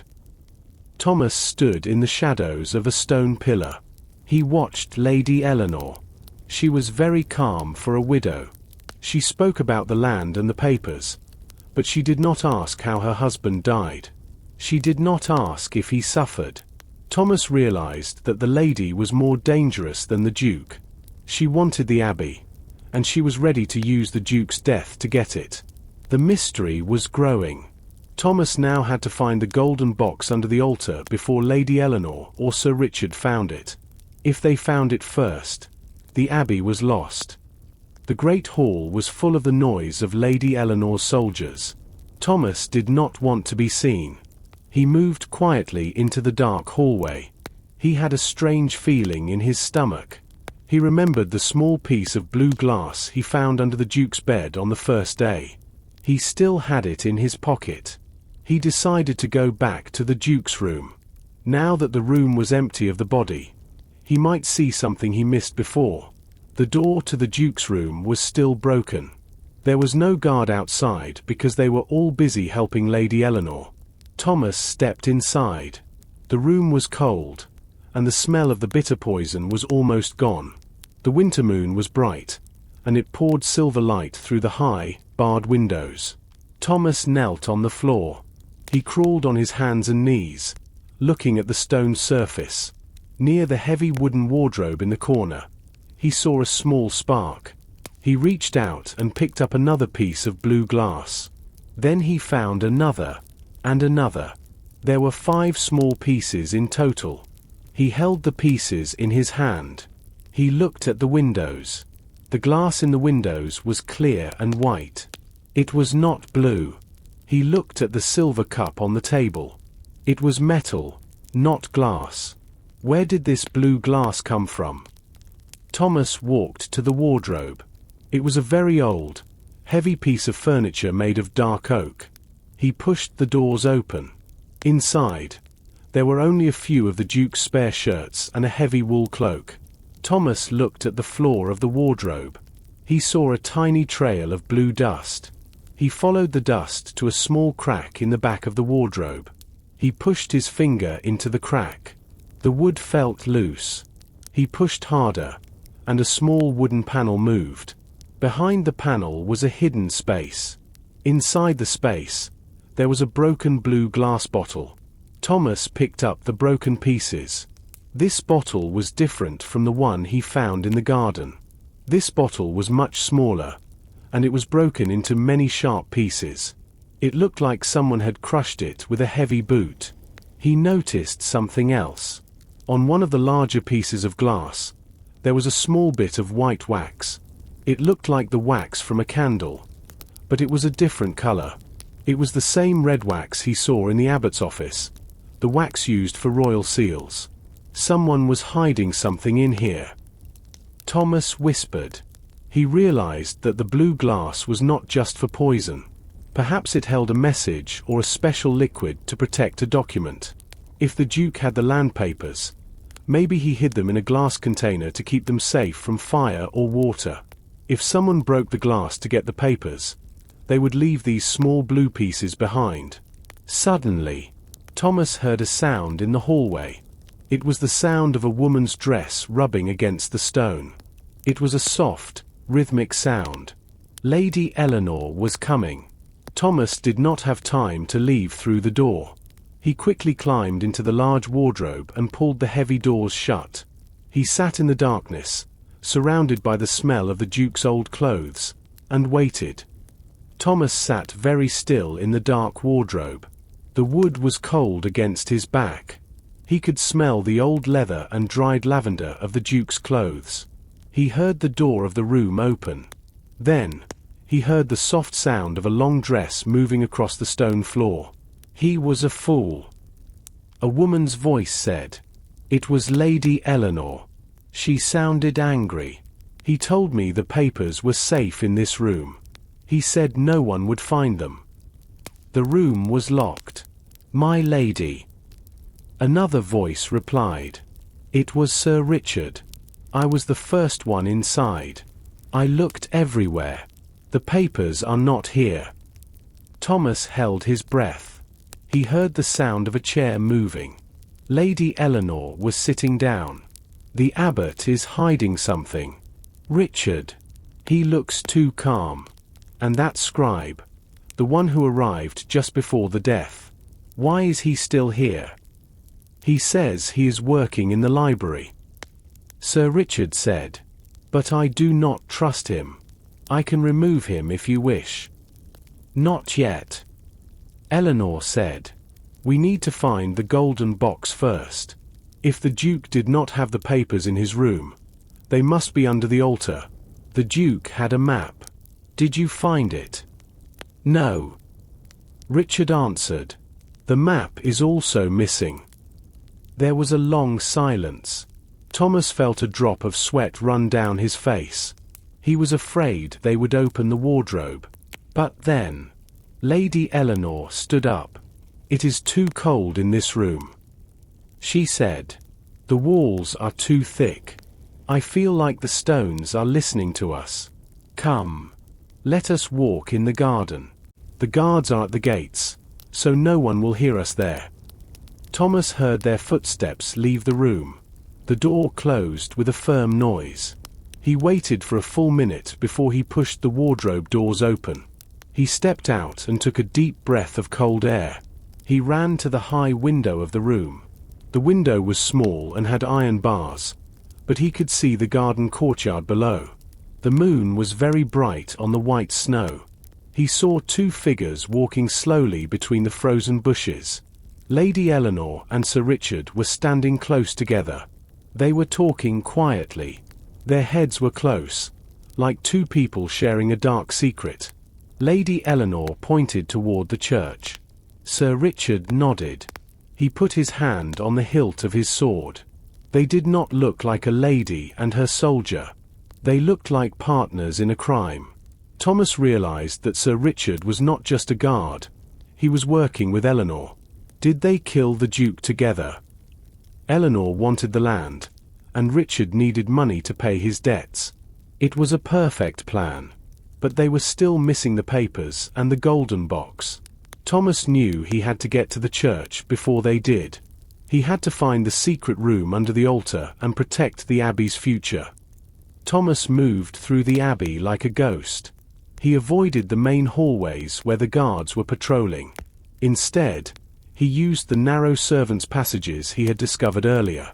The air was thick with the scent of incense and cold stone as he approached the great chapel. This was the most sacred part of the Iron Abbey, a place of tall arches and stained glass windows that looked black in the middle of the night. The heavy oak doors of the chapel were closed. Thomas pushed them slowly, wincing at the slight groan of the hinges. Inside, the chapel was vast and silent. The only light came from a few flickering candles near the front. In the center of the room, on a raised wooden platform, sat the Duke's casket. It was covered in a heavy purple cloth. Thomas felt a shiver. He was alone with the man whose death he was trying to solve. He walked past the casket toward the main altar. The altar was a massive block of white marble, carved with images of saints and vines. He remembered the map he had seen in the secret room. The red line led to a spot directly under the altar. He knelt on the cold floor and began to examine the stones. The floor was made of large, square grey stones. He looked for anything that seemed out of place, a crack, a different color, or a symbol. Near the base of the altar, he found it. There was a small carving of a lion holding a key. This was the symbol of the king's builders. Thomas pressed the lion's head. Nothing happened. He tried to turn it, but it was solid stone. Then, he remembered the silver key in his pocket, the one with the bird wings. He pulled it out. He looked closer at the lion. In the lion's open mouth, there was a tiny hole, almost invisible in the shadows. Thomas inserted the silver key and turned it. There was a loud click, followed by the sound of heavy chains moving deep underground. A large stone slab in front of the altar began to sink. It moved down about 3 inches and then slid to the side, revealing a dark, narrow hole with a ladder made of iron bars. Thomas didn't hesitate. He climbed down the ladder. At the bottom, he found himself in a small, dry chamber. The air here was perfectly still. On a small stone pedestal in the center of the room sat a box. It was made of solid gold and decorated with bright red rubies. He reached out and touched the lid. It was heavy. He lifted it slowly. Inside, resting on a bed of white silk, were the royal land deeds. These were the papers Lady Eleanor and Sir Richard were looking for. They were the only things that could save the Abbey from being turned into a fortress. But as Thomas reached for the papers, he heard a sound from the chapel above. It wasn't the soft sound of a monk's prayer. It was the heavy, rhythmic clanking of armor. "The altar is open." A voice shouted. It was Sir Richard. "The scribe is here. Don't let him leave the chapel." Thomas grabbed the papers and the golden box. He looked around the small chamber. There was no other exit. He was trapped underground, and the night was standing right above him. Thomas looked up. The light from the chapel was being blocked by a large shadow. Sir Richard was stepping onto the iron ladder. The knight's heavy boots made a loud clang against the metal. Thomas knew he couldn't fight a trained soldier. He was a man of ink and parchment, not steel. He looked desperately around the small, square stone chamber. His lantern light flickered, casting long, frantic shadows. He remembered the red line on the map. It hadn't just ended here at the altar. It continued. He searched the back wall, pushing against the cold, damp stones. "There is nowhere to run, Scribe." Sir Richard's voice boomed, echoing in the small space. He was halfway down the ladder now. "Give me the box, and maybe I will let you live to see the sunrise." Thomas didn't answer. His fingers found a small iron ring hidden behind a loose stone near the floor. He pulled it with all his strength. With a heavy, grinding noise, a small wooden door, barely large enough for a man to crawl through, swung open in the back wall. Thomas grabbed the golden box, tucked the land deeds into his tunic, and scrambled into the hole just as Sir Richard's feet hit the floor of the chamber. "Stop!" Richard roared. The tunnel was narrow and smelled of ancient earth. Thomas crawled on his hands and knees, the golden box heavy in his arms. Behind him, he heard the sound of Richard trying to squeeze his large, armored frame into the small opening. The knight's metal breastplate scraped loudly against the stone. "I will catch you, boy," Richard hissed. The sound was muffled, but close. Thomas reached a part of the tunnel where he could finally stand up. It was a long, straight passage that sloped downward. He ran. His lantern light bounced off the walls. He could hear the heavy, rhythmic thud of Richard's footsteps behind him. The knight had made it through the opening and was gaining ground. As Thomas ran, he saw a glimmer of light ahead. It wasn't the yellow light of a candle, but a pale, bluish light. He reached the end of the passage and found himself on a small stone ledge. Below him was the great cellar, the same room where the Duke's wine was kept. He looked back. Sir Richard was only 20 feet away, his sword drawn and gleaming in the dark. Thomas had to make a choice. He looked at the large grain bags stacked below the ledge. Without thinking, he jumped. He landed hard on the soft sacks of grain. The air left his lungs in a sharp gasp, but he was unhurt. He scrambled to his feet, still clutching the golden box. But as he turned to run toward the cellar stairs, a figure stepped out from behind a stone pillar. It wasn't a soldier. It was Lady Eleanor. She held a small, sharp dagger in her hand, and her eyes were filled with a cold, murderous light. "You have been very busy, Master Thomas," she said softly. "But the game ends here. Give me the box." Thomas stood trapped between the cold stone of the grain sacks and the sharp steel of Lady Eleanor's dagger. Sir Richard jumped down from the ledge, landing heavily behind Thomas. The armor echoed in the vast, dark cellar.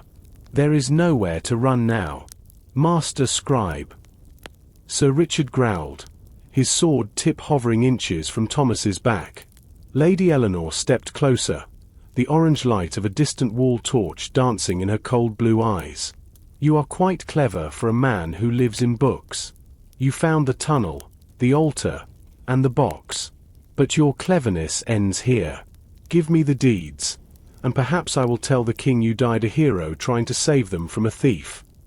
Thomas gripped the golden box. His mind raced. The Duke didn't just die of old age, did he? You used the winter's breath. You stole the oil from the healer, and you used the secret tunnel to poison his wine barrel. Eleanor smiled, a thin, cruel line.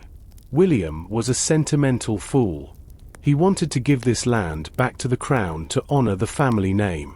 I have no interest in honor. I have an interest in power. With those deeds destroyed, the king will grant this territory to me as the Duke's widow. And Richard here, well, he has debts that only a duchess can pay. I found the blue glass, Thomas said, his voice gaining strength. The Duke didn't keep the papers in the wardrobe. He kept a decoy there in a blue glass bottle to catch whoever was searching his room. When you broke it, you left the evidence behind. But the real papers were always under the altar, where only someone with the silver key could find them. Enough talk, Richard roared, stepping forward to grab Thomas's shoulder. I agree. A new voice boomed from the shadows of the stairs. Abbot Peter stepped into the light, followed by a dozen monks holding heavy iron candlesticks and garden tools. Behind them were several of the Duke's own soldiers, men who looked confused and angry, their eyes moving between their captain, Richard, and the abbot. The scribe was not alone. Eleanor. The abbot said, his voice no longer a whisper, but a command. He told me of your meeting in the garden. He told me of the debt Richard owed. We have been watching you since you entered the cellar. Sir Richard turned, his face pale. The soldiers follow my lead. Abbot. Do they? The abbot looked at the soldiers. Men. Your duke was murdered with poison. This woman and your captain conspired to steal the king's land and hide the truth. Will you stand with a killer, or will you stand with the law of the king? The soldiers hesitated for a second, then lowered their spears toward Richard. The captain realized he was outnumbered and outmatched. He looked at Eleanor, but she had already dropped her dagger, her face a mask of cold indifference. This is not over, Peter. She hissed. It is. Thomas said, handing the golden box to the abbot. The truth is out of the bottle. The great storm finally broke at dawn. The heavy, grey clouds that had choked the sky for days parted, revealing a cold, brilliant blue. The sun rose over the jagged peaks of the mountains, turning the vast fields of snow into a sea of diamonds. Inside the Iron Abbey, the atmosphere of dread had lifted, replaced by a weary but profound peace.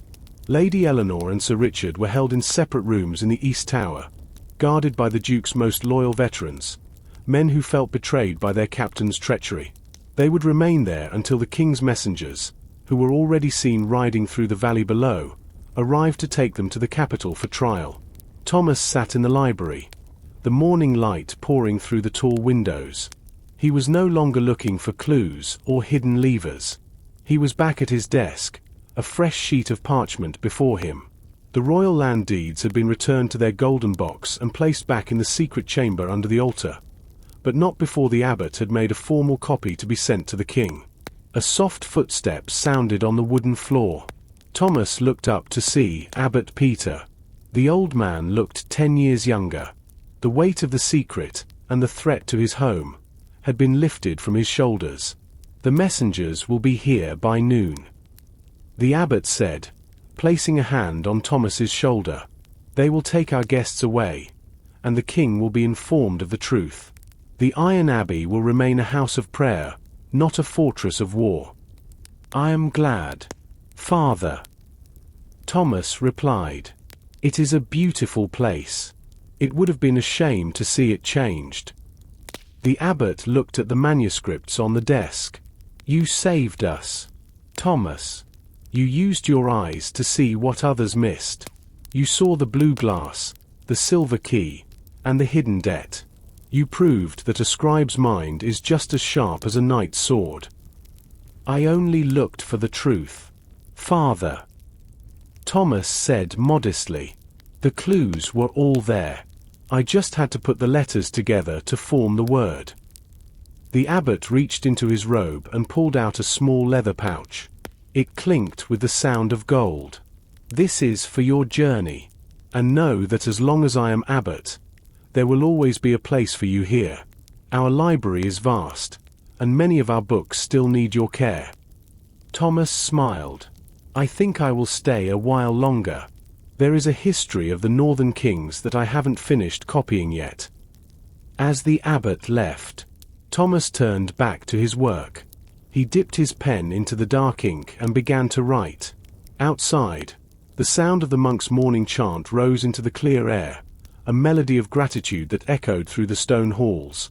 The Iron Abbey was safe, its secrets were protected, and the scribe had finally found his story. The sun had barely touched the top of the mountains when a silver trumpet echoed through the valley. This was not the rough, tired call of the Duke's men. This was a clear, sharp sound that signaled the arrival of the crown. From the library window, Thomas watched a line of riders dressed in deep crimson and gold. At their head rode a man on a white horse, his posture as stiff as a frozen branch. This was Lord Julian Vane, the king's High Inquisitor. He was known throughout the land as the Iron Scale because he cared only for the law, never for mercy. Where the Duke had been a man of power and greed, Lord Vane was a man of cold, calculated precision. As the gates of the Iron Abbey opened once more, a new kind of silence fell over the monks. Thomas stood with Abbot Peter in the courtyard to receive the guests. Lord Vane dismounted with graceful, practiced movements. He was a thin man with a sharp nose and eyes that seemed to record everything they touched.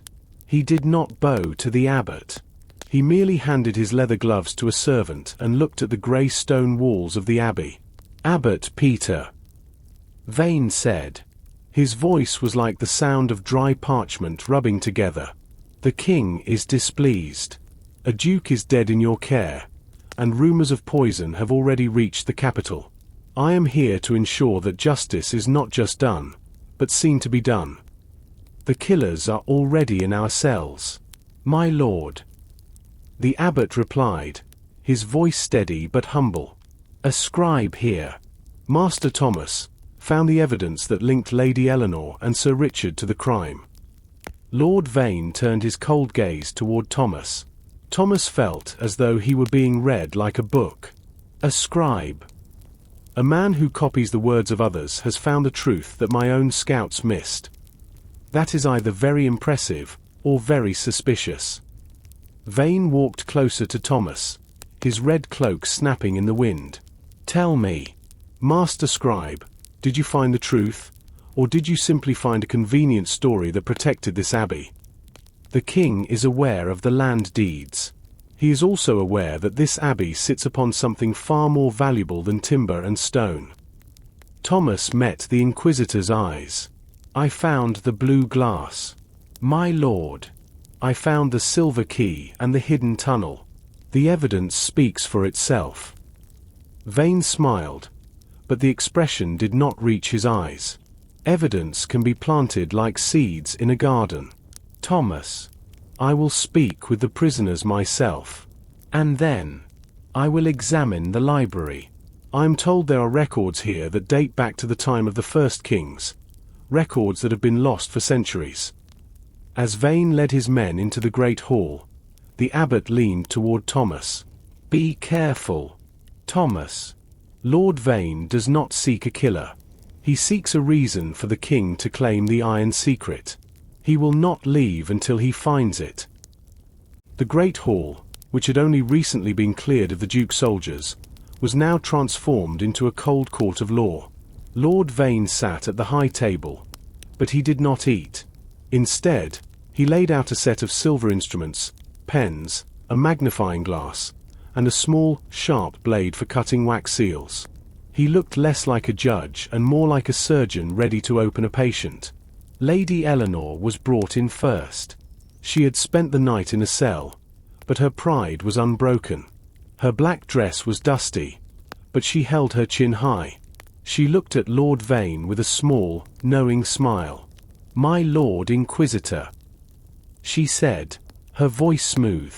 "I trust you have come to restore order. These monks have forgotten their place, and this scribe has filled the abbot's head with fantasies of poison and secret doors." Vane did not look up from his papers. "I have read the reports, Lady Eleanor. I have also seen the blue glass shards and the empty wine barrel. My concern is not with fantasies. My concern is with the crown's interests. Why did your husband, a man of such great wealth, risk his life to travel to this frozen peak just to claim a few acres of abbey land?" Eleanor hesitated. For the first time, a shadow of genuine fear crossed her face. "He wanted to serve the king. This land is strategic. Do not lie to me, my lady," Vane said softly. He finally looked up, his eyes like two pieces of flint. "There are 1,000 acres of better land in the valley.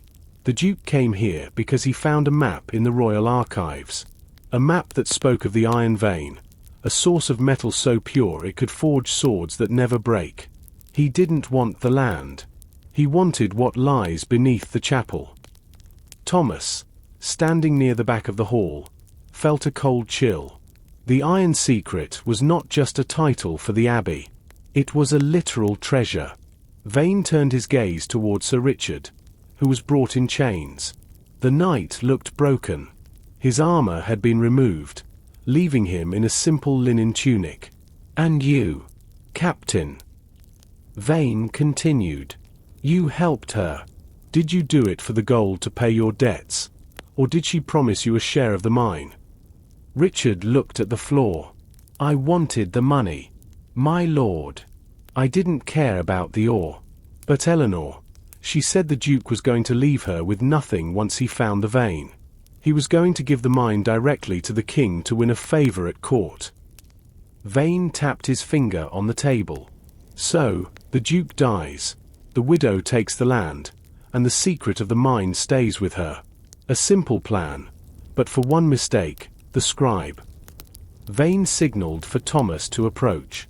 The sound of Thomas's boots on the stone seemed loud in the silent hall.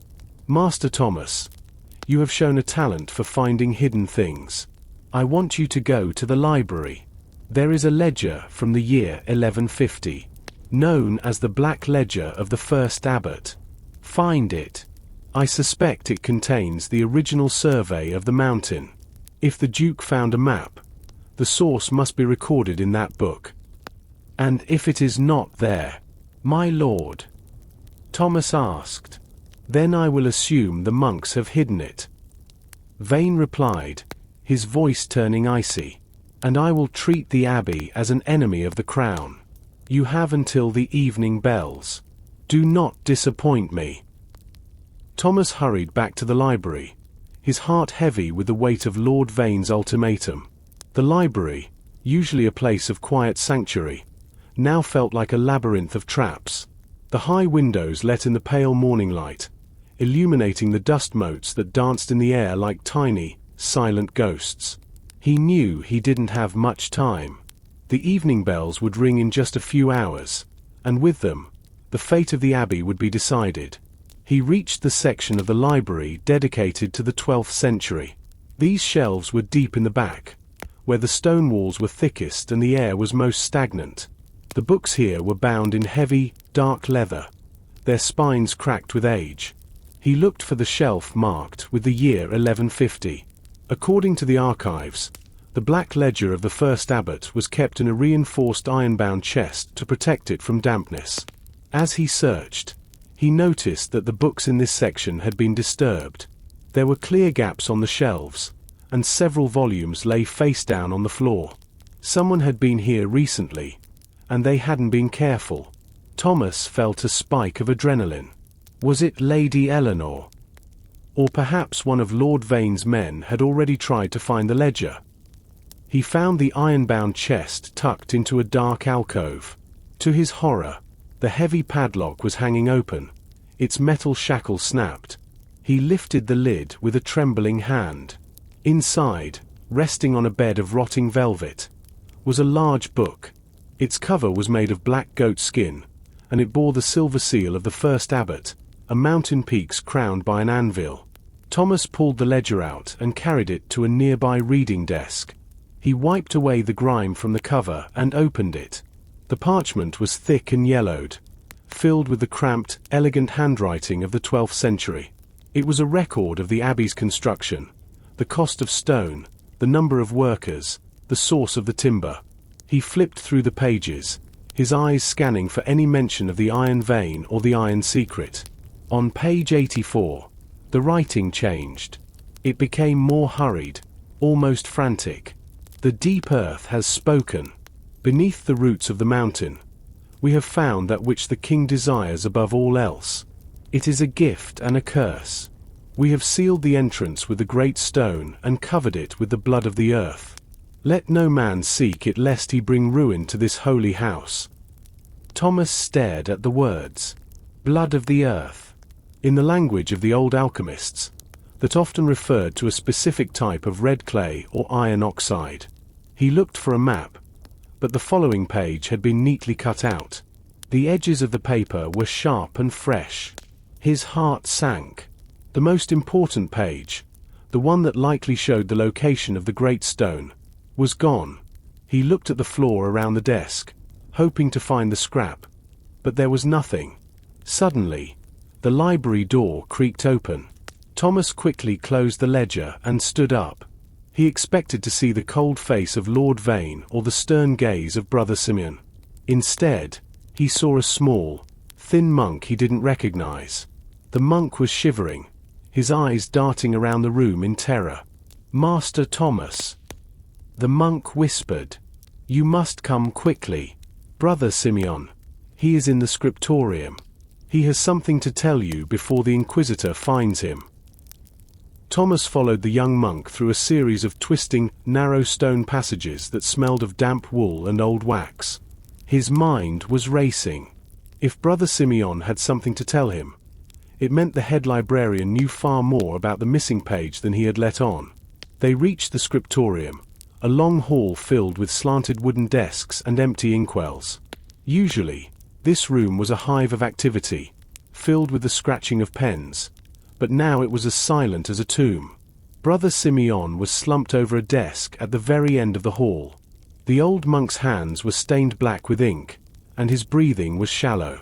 When he heard Thomas's footsteps, he looked up, his eyes wide with a mixture of relief and terror.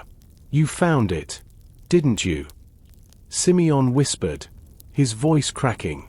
"The ledger. You saw the gap where the map should be." "I did," Thomas said, kneeling beside the old man. "Who took it, Simeon?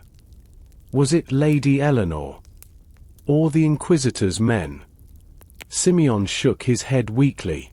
"Neither. I took it, Thomas. I cut the page myself 3 nights ago, the moment the Duke arrived. I knew what he was looking for. I knew that if that map fell into the hands of a man like William, or worse, a man like Lord Vane, the mountain would be torn apart, and the abbey would become a slaughterhouse." Thomas gasped. "Where is it now?" "Vane will kill you if he finds out you have it. It is already destroyed," Simeon said, a ghost of a smile touching his lips. "I burned the original in the kitchen fires. But I made a charcoal rubbing first. A copy that only a scribe's eye can decipher. It is hidden where the blood of the earth meets the light of the martyrs." "The blood of the earth," Thomas repeated. "The ledger mentioned it. What does it mean?" Simeon grabbed Thomas's arm with surprising strength. "It is not a metaphor, boy. It is a vein of red hematite that runs through the mountain. It bleeds from the rocks near the east face. But the entrance to the mine is hidden behind the stained glass of the martyrs in the old crypt. The light of the sun must strike the glass at the right angle to reveal the mechanism." Suddenly, the heavy doors of the scriptorium burst open. Lord Vane's guards, dressed in their crimson cloaks, stepped into the room. Their armor clattered against the stone, a harsh, violent sound in the holy space. "Master Thomas," the lead guard said, his hand on the hilt of his sword. "Lord Vane is tired of waiting. He has heard reports that you were seen entering the scriptorium with a suspicious companion. You are to come with us to the great hall immediately, and bring the librarian." Simeon looked at Thomas, a silent plea in his eyes. He slipped a small, crumpled scrap of parchment into Thomas's palm, hidden from the guard's view. "Go," the old monk mouthed. Thomas felt the rough texture of the charcoal rubbing against his skin. He tucked it into his sleeve as the guards surrounded them. The evening bells began to toll, a deep, mournful sound that echoed through the valley. His time was up. The great hall was a theater of shadows. The evening bells had stopped ringing, leaving a silence that felt heavier than the snow outside. Lord Vane sat at the high table, the silver instruments before him gleaming like surgical tools. When the guards pushed Thomas and Brother Simeon into the center of the hall, the Inquisitor didn't even look up. He was busy dripping red wax onto a letter, his movements slow and deliberate. "The bells have rung, Master Thomas," Vane said, his voice a dry rasp that cut through the cold air. I do not like to be kept waiting. I trust you found the ledger. And I trust it was enlightening. Thomas stepped forward, his heart hammering against his ribs. He felt the crumpled charcoal rubbing hidden in his sleeve, a small piece of paper that felt as heavy as a mountain. I found the black ledger, my lord. But it was damaged. A page, the most important page, has been removed. Vane finally looked up. His eyes weren't angry. They were void of any emotion at all, which was far more terrifying. He looked at Brother Simeon, who was shivering so violently that the sound of his teeth chattering was audible. Damaged. Vane repeated. He stood up, his crimson cloak flowing behind him like a river of blood. He walked around the table until he stood directly in front of the old librarian. Brother Simeon, you have spent your life protecting the words of this abbey. It is a tragedy that such a valuable record would be damaged during your watch, especially on the very night the Duke arrived. I know nothing of it, my lord. Simeon stammered, his eyes darting to Thomas for a brief, desperate second. Vane's hand moved with the speed of a striking snake. He grabbed Simeon's hand and held it up to the light of the torches. The old man's fingers were still stained with the fresh, black ink of the scriptorium. You are not copying scriptures today, Simeon. Vane hissed. This is the ink of a man who has been busy with a knife and a fire. You didn't just find the ledger damaged. You were the one who broke the seal. He was trying to repair it. Thomas blurted out, stepping between the Inquisitor and the monk. He had to think fast. The dampness of the library has been hard on the old vellum. Simeon was trying to preserve what was left before the ink faded forever. Vane turned his cold gaze on Thomas. You are a poor liar for a man of letters. Thomas. You protect him because you fear what I will do. But you should fear what will happen to this abbey if the king believes you are hoarding his treasures. Vane signaled to his guards. Take the librarian to the cold cells beneath the east tower. Do not give him a blanket. Do not give him a light. Perhaps the darkness will help him remember where the missing page went. No! Thomas cried. But the guards were already dragging the frail man away. Vane leaned in close to Thomas, the smell of lavender and cold iron surrounding him. I am not a greedy man like the Duke. Thomas. I am a servant of the crown. That iron mine belongs to the king, and I will have it. You have until the morning light to decipher the rest of that ledger. If you do not find the location of the mine, I will start by tearing down the scriptorium. Then I will move to the chapel. Thomas watched as the doors closed behind Simeon. He was alone again, with a charcoal rubbing in his sleeve and a secret that was slowly becoming a death sentence. Thomas retreated to the sanctuary of the library, but he did not light a lamp. He sat in the darkness, the charcoal rubbing resting on the desk before him like a ghost of the truth. His hands were still trembling from the encounter with Lord Vane. The Inquisitor was not just looking for a mine, he was looking for a way to break the Abbey's spirit. If Thomas failed to find the entrance, the iron secret would be used as a hammer to crush the monks. He pulled the crumpled parchment from his sleeve and waited for his eyes to adjust to the moonlight filtering through the high windows. The rubbing was a chaotic mess of dark smudges and jagged lines. To an untrained eye, it looked like a child's drawing of a forest. But Thomas was a scribe. He was trained to see the structure beneath the surface. He began to trace the lines with his finger. It was not a map of the mountain. It was a map of the old crypt, the ancient burial ground that lay beneath the main chapel. The lines represented the vaulted arches and the heavy stone pillars. In the center of the drawing was a series of strange symbols: a sun, a drop of blood, and a mirror. Thomas remembered Brother Simeon's words. The light of the sun must strike the glass at the right angle to reveal the mechanism. His heart sank. If the mechanism required the sun, he was doomed. The sun would not rise for hours, and Lord Vane's deadline expired at dawn. He stared at the symbols again. The drop of blood likely represented the red hematite, the blood of the earth. But why was there a mirror?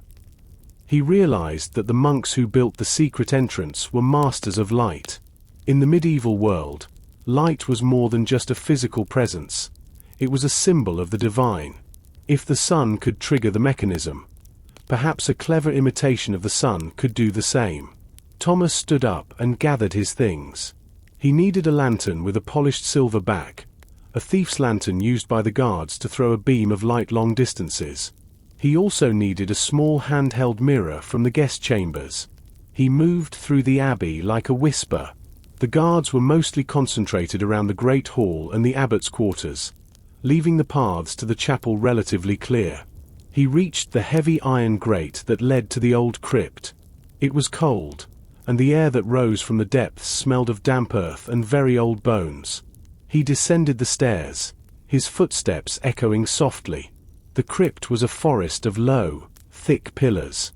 At the far end, he saw the stained glass of the martyrs. It was a small window, barely 3 feet high, set deep into the thick stone wall. It depicted 3 saints being led to their deaths. In the dark, the colors were dull and lifeless. Thomas set his lantern on a nearby tomb. He held the mirror in his hand, trying to find the red stone Simeon had mentioned. He swept the light across the floor. There, tucked between the graves of 2 long-dead abbots, was a single tile made of deep, rust-colored hematite. He stood on the red stone and raised the mirror. He positioned the lantern so the light hit the mirror, and then reflected that beam onto the stained glass window. He aimed for the center of the middle martyr's chest, a small, circular piece of glass that looked slightly different from the rest. As the concentrated beam hit the glass, the red color began to glow with an intense, unnatural light. Thomas heard a sound, not a mechanical click, but a soft, melodic hum, like the vibration of a giant bell. The hum grew louder, a deep vibration that Thomas could feel in his teeth. The red glass of the martyr's chest glowed like a dying star. Suddenly, the floor began to tremble. A heavy stone slab, which Thomas had assumed was the tomb of a forgotten monk, groaned and pivoted on a hidden axis. It didn't slide open like the other doors. It sank into the ground, revealing a spiral staircase carved directly into the dark, wet bedrock of the mountain. Thomas hesitated. The air rising from the hole was metallic and sharp, smelling of ozone and ancient rain. He looked back toward the crypt entrance. Lord Vane's men were likely patrolling the chapel above. He had no choice but to go down. He grabbed his lantern and mirror, stepped onto the first narrow stair, and descended. As he moved deeper, the walls changed. The smooth, masonry stones of the abbey were replaced by raw, jagged mountain rock. Large veins of red hematite, the blood of the earth, streaked across the walls like frozen lightning. Thomas realized he was no longer in a building. He was inside the mountain itself. After descending for what felt like an hour, the stairs ended in a vast, natural cavern. The light from his lantern struggled against the oppressive darkness. He held it high, and the beam caught something that made him gasp. The walls of the cavern weren't just rock. They were embedded with crystals of a dark, shimmering or that pulsed with a faint, silver light. This was the iron vein. It was a deposit of telluric iron, rare and incredibly pure, far superior to anything found in a normal mine. In the center of the cavern sat an ancient forge, its stone surface cold for centuries, surrounded by heaps of blackened slag. Beside the forge lay a skeleton, its robes long ago rotted into gray dust. The figure was clutching a heavy iron ledger, similar to the one Thomas had seen in the library. Thomas knelt beside the remains, his heart racing. He reached out and gently took the book. Inside the front cover, a name was written in faded gold ink. Master Valerus, architect of the Iron Abbey. Thomas turned the pages. This was not a religious text. It was a diary of the Abbey's true purpose. The king believes we build a house of prayer. The entry from 1148 read, "But we build a vault. The ore we find here is not meant for swords. It is meant for the seal. If the king takes this mine, he will forge weapons that can shatter any wall. But the metal carries a sickness of the spirit. It breeds a hunger for war that cannot be sated. Thomas realized the iron secret wasn't just about wealth. It was a warning. The monks hadn't hidden the mine to keep the gold for themselves. They had hidden it to prevent a century of bloodshed. Suddenly, a cold draft blew through the cavern, extinguishing Thomas's lantern.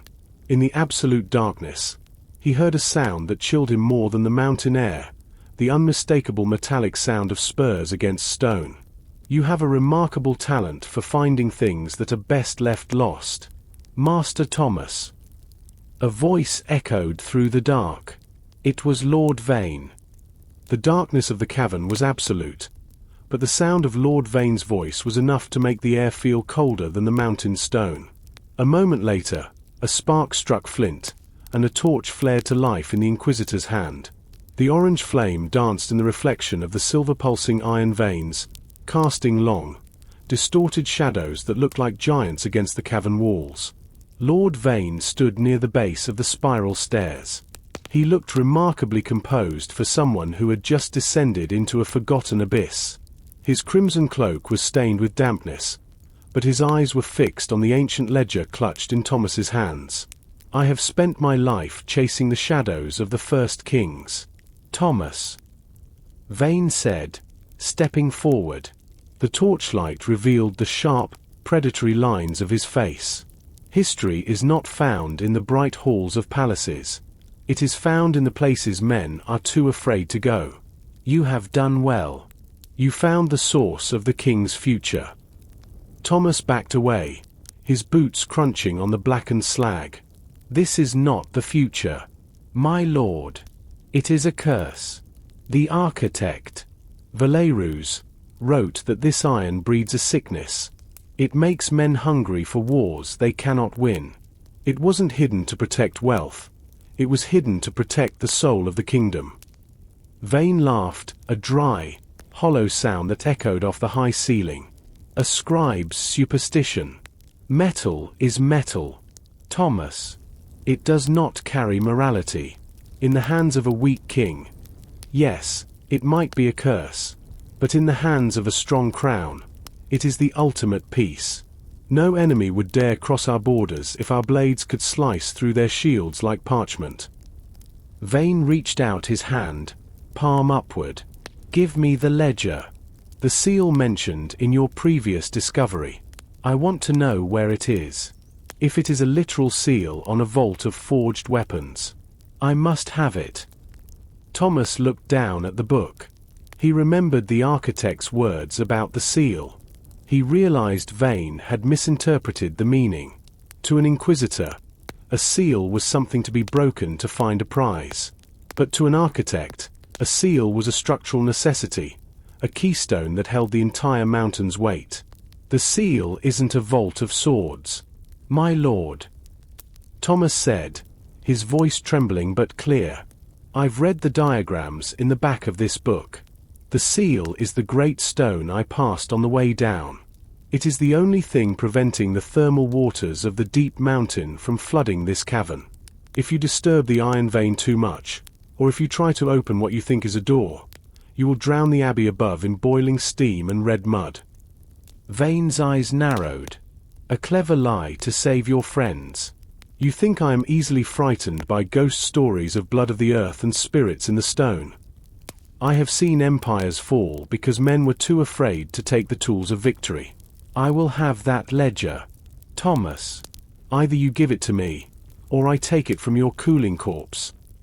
Vane drew a slender, silver-hilt dagger. The torchlight glinted off the edge. He began to circle Thomas, moving with the grace of a wolf. Thomas realized he could not win a physical fight. He looked at the ancient forge behind him, and the heavy iron hammer that still sat upon the anvil, frozen in time. The cavern air seemed to vibrate as Lord Vane closed the distance, his silver dagger held low and steady. Thomas felt the rough handle of the ancient iron hammer behind him. It was heavy, far heavier than the quills and scrolls he was used to wielding. He knew he couldn't outduel the Inquisitor, but he understood the physics of the mountain in a way the soldier did not. You speak of seals and steam to frighten a man who has walked through fire. Vane sneered, his shadow stretching across the shimmering iron veins. The king's will is the only force that matters here. If the abbey must fall to secure the iron, then so be it. A new fortress will rise from its ruins. Thomas's fingers tightened around the hammer. He didn't look at Vane. He looked at the ceiling above the forge. He saw the keystone, a massive, hexagonal block of dark granite that bore the same blood of the earth markings as the entrance. It wasn't just decorative. It was the anchor for the entire vaulted ceiling of the cavern. Vane, look at the cracks. Thomas shouted, pointing upward. The thermal pressure is building. The hum you hear isn't just the iron. It's the water underneath the floor. If you take one more step, the vibration of your own boots might be enough to settle the weight. Vane didn't even glance up. He lunged, a flash of silver aiming for Thomas's chest.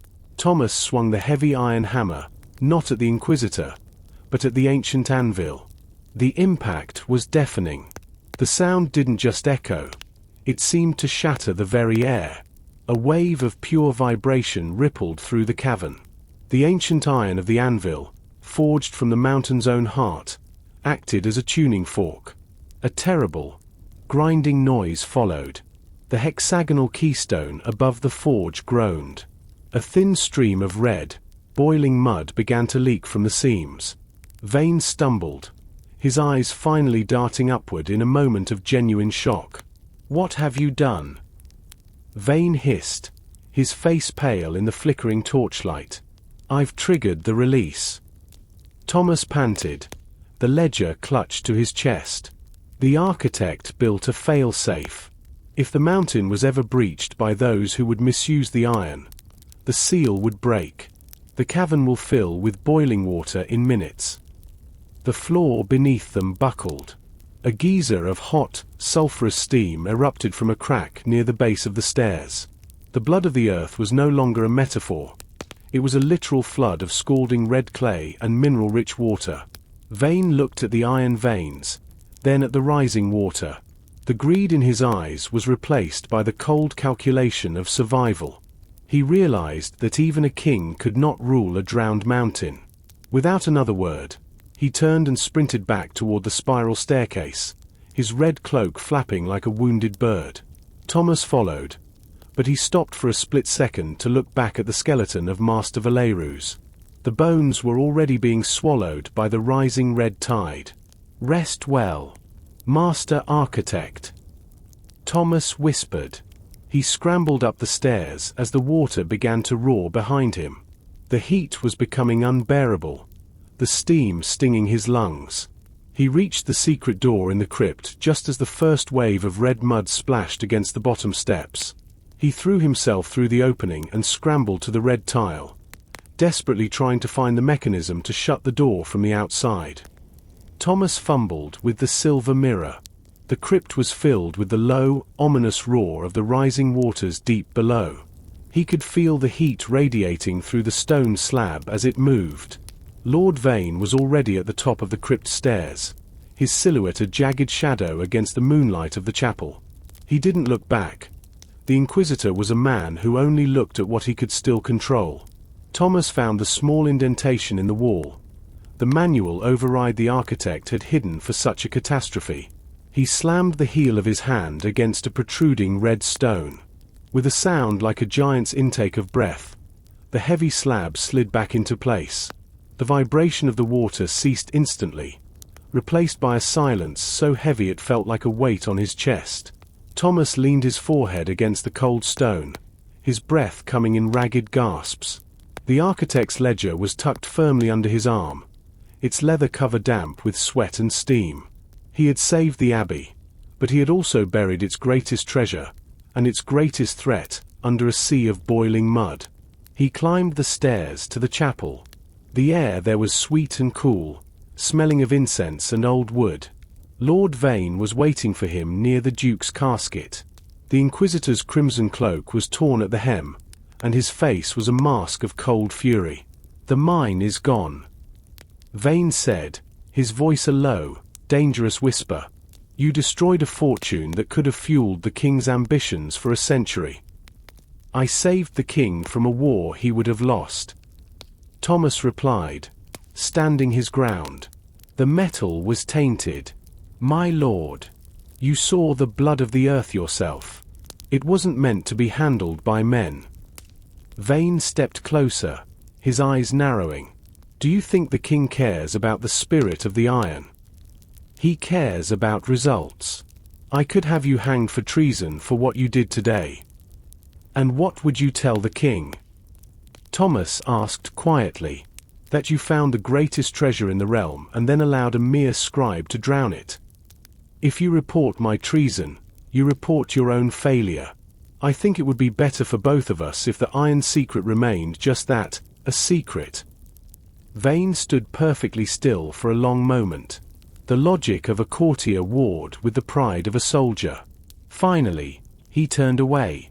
"The librarian, Simeon, will be released. I will tell the king that the iron vein was a myth, a story made up by monks to increase their prestige.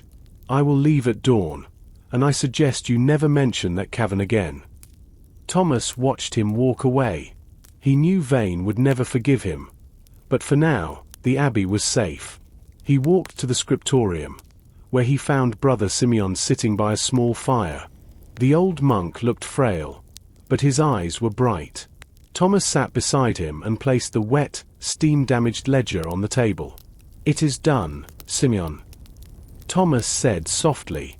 "The mountain has taken back its gift." Simeon reached out and touched the book. "Then the cycle is complete. The first abbot hid it, and the last scribe has sealed it. Now, Thomas, we must decide what to do with the story that remains. The world is changing. The king is restless. And I fear this is not the last time a shadow will fall over the Iron Abbey." Thomas looked at the flickering fire. He felt as though a new book was just beginning. The Duke's murder was solved. The Inquisitor was defeated.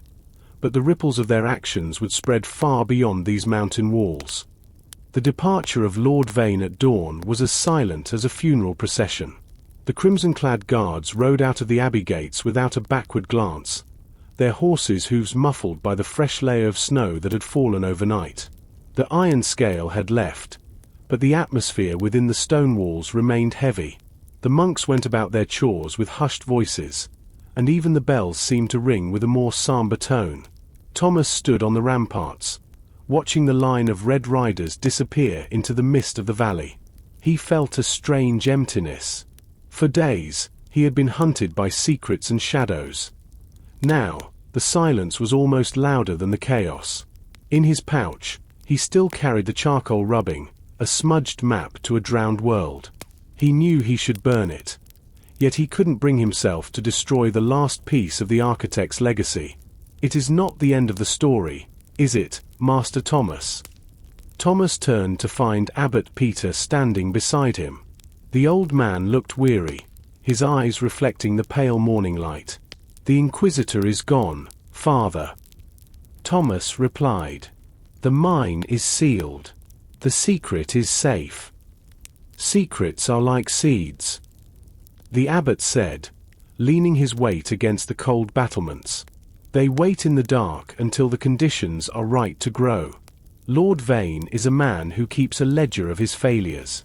He will return, or he will send someone in his place. But he is not the only one watching us." He pointed toward the eastern trail, the treacherous path that led toward the great trade cities of the coast. A lone rider was struggling through the deep drifts. The horse was a dark, sturdy beast, and the rider was draped in a traveler's cloak of deep emerald green, a color rarely seen in these frozen heights. "That is not a king's man," Thomas noted, his eyes narrowing. "No," the abbot agreed. "That is a messenger from the Guild of Alchemists.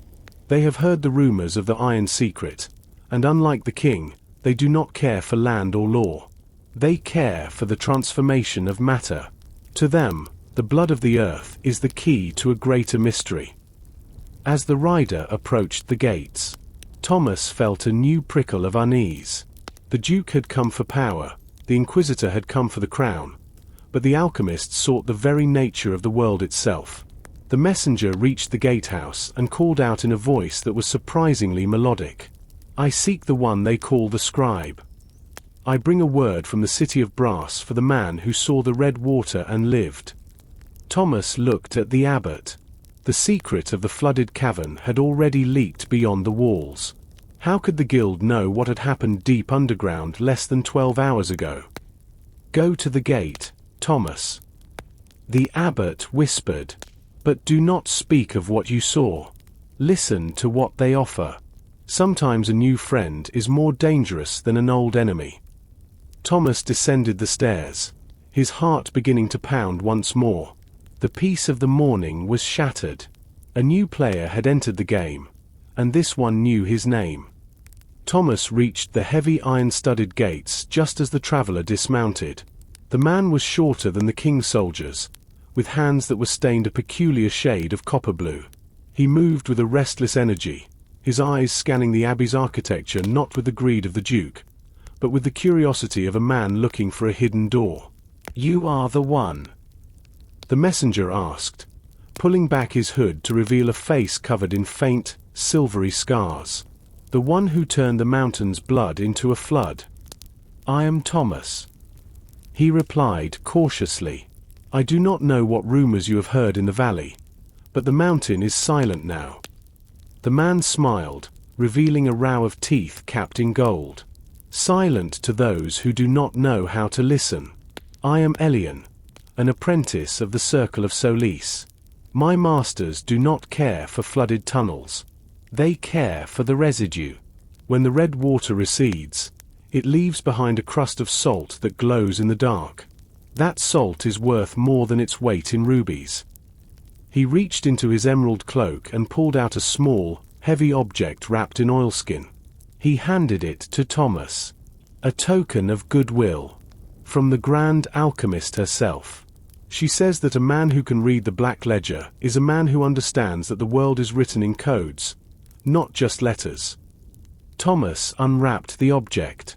It was a geometric puzzle, a sphere made of interlacing brass rings that shifted and turned with the slightest touch.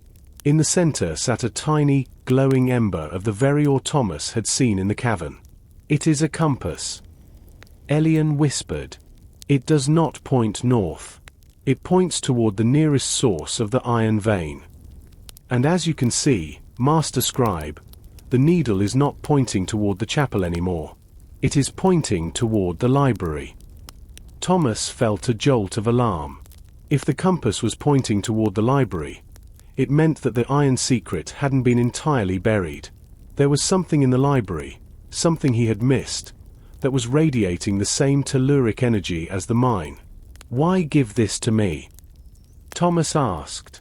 "Because the guild knows that Lord Vane will return," Elian said, his voice dropping to a low hiss. "He is currently at the village in the foothills, waiting for a specialist in deep water mining. He plans to drain the cavern. If you want to stop him, you need the catalyst. It is hidden within a book that cannot be read by candlelight." Elian mounted his horse before Thomas could ask another question. "The Grand Alchemist waits for your reply. If the Abbey falls, the guild will offer you a sanctuary in the City of Brass. But if you wish to save this place, find the Book of Shadows before the sun sets on the solstice."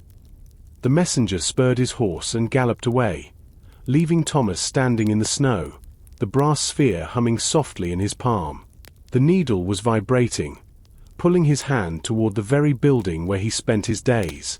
The mystery had shifted from the earth to the ink, and Thomas realized he was being hunted by the very thing he loved most, a book. Thomas stood in the center of the library, the brass sphere from the alchemist vibrating in his hand. The needle was no longer spinning. It was locked firmly toward a specific section of the western wall. This was the Forbidden Shelf, a collection of texts so old and fragile that even Brother Simeon rarely touched them. They were books written in languages that had died before the abbey was built, tongues of the old mountain tribes and the first metalworkers. He remembered Elian's warning. A book that cannot be read by candlelight. Thomas looked at the wall. The sun was beginning to dip, casting long, orange fingers of light across the floor. He blew out his own lamp, plunging the corner into grey twilight. He waited. As the shadows lengthened, something strange began to happen. The parchment of a large, unnamed volume on the third shelf began to shimmer with a faint, bioluminescent glow. The glow was not white or yellow. It was the same ghostly silver as the iron ore in the cavern. Thomas pulled the book from the shelf. Its cover was not leather, but a cold, heavy plate of hammered lead. There were no words on the spine, only a series of etched lines that looked like the roots of a tree. He opened the leaden book. The pages were made of vellum, but they appeared blank to his naked eye. He moved the alchemist's brass sphere over the empty sheets. As the sphere's shadow fell upon the page, the shadow began to reveal text. The ink was invisible in light, but it reacted to the specific magnetic energy of the brass compass. The catalyst is not a substance. Thomas read aloud, his voice a mere whisper in the vast, silent room. It is a resonance. The iron vein is a living pulse of the world. To seal it truly, one must not drown it in water, but bind it with the song of the anvil. The text described a specific sequence of musical notes, a mathematical harmony that, when played or struck, could stabilize the volatile energy of the telluric iron. Thomas realized that the flood in the cavern was only a temporary fix. Lord Vane's miners would eventually drain the water, and the sickness of the iron would return. To stop the king forever, Thomas had to find the source of this song. Suddenly, he heard the heavy thud of the abbey's main gate. He ran to the window. It wasn't Lord Vane returning. It was a caravan of black-garbed figures, their faces hidden by deep hoods. They carried no banners, but they moved with a military precision that chilled Thomas's blood. The guild didn't just send a messenger. Thomas realized. They sent a retrieval team. He looked back at the Book of Shadows. The alchemist's sphere was vibrating so hard now it was nearly jumping out of his hand. He wasn't just holding a compass. He was holding a beacon. The guild wasn't here to help him save the abbey. They were here to claim the book and the catalyst for themselves. Thomas knew he couldn't stay in the library. He tucked the heavy leaden book under his arm and grabbed his cloak. He had to find Brother Simeon. If the Song of the Anvil was a sequence of notes, there was only one place in the abbey where such a thing could be stored: the great organ in the chapel's loft. The great chapel felt like a hollow ribcage in the dark. Thomas slipped through the side entrance, his boots scuffing against the cold marble. He could hear the heavy, rhythmic chanting of the black-garbed guild members as they entered the main courtyard. They weren't looking for monks. They were looking for the leaden book. The brass sphere in Thomas's pocket was humming like a trapped hornet, its vibration growing more intense as he climbed the narrow, spiral staircase to the organ loft. The great organ of the Iron Abbey was a marvel of medieval engineering. Its pipes weren't made of common tin or wood, but of a dark, heavy alloy that seemed to swallow the light. It was said that the first abbot had used metal from the mountain itself to forge them. The pipes reached up into the shadows of the ceiling like the frozen fingers of a giant. Thomas reached the console and laid the Book of Shadows on the music stand. He needed a light, but a candle would reveal his position. Remembering the book's secret, he held the alchemist's sphere close to the pages.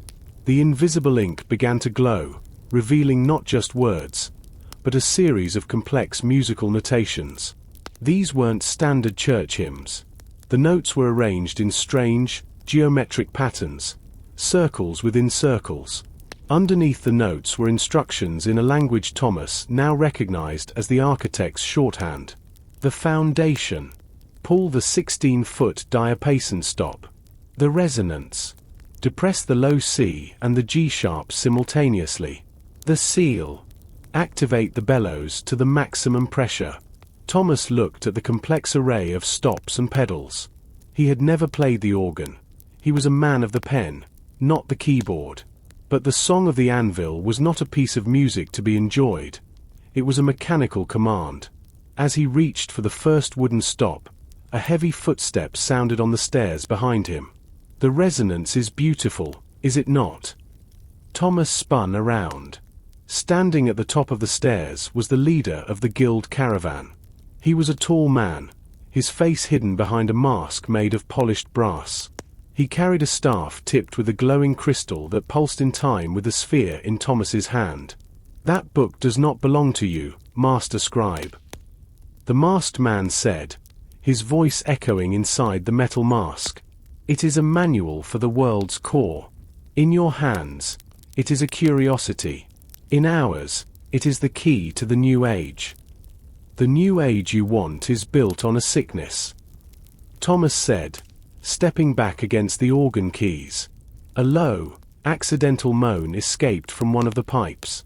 The architect wrote that this metal poisons the heart. You don't want to stabilize the mountain. You want to harvest the catalyst to make your own iron secret. The alchemist raised his staff. "The mountain is a resource. Nothing more. Give me the leaden volume, and you may return to your inkpots. Refuse, and I will let the song of the anvil play your requiem." Thomas realized he couldn't win a fight, but the bellows of the organ were already partially full from the evening prayers. He didn't hand over the book. Instead, he threw his entire weight onto the lower keyboard, striking the low C and G sharp with all his might. The sound that erupted from the pipes was not music. It was a physical force, a deep, subsonic thrum that shook the very foundations of the chapel. The sound was a living thing. It didn't just fill the chapel. It vibrated through the marrow of Thomas's bones. The deep, subsonic frequency of the C and G sharp created a standing wave that caused the dust on the floor to dance in perfect, geometric patterns. The alchemist in the brass mask staggered, his staff clattering against the stone floor as the crystal tip flickered and died. The song of the anvil was not merely sound. It was the frequency of the mountain's own heart. Thomas felt his vision blur.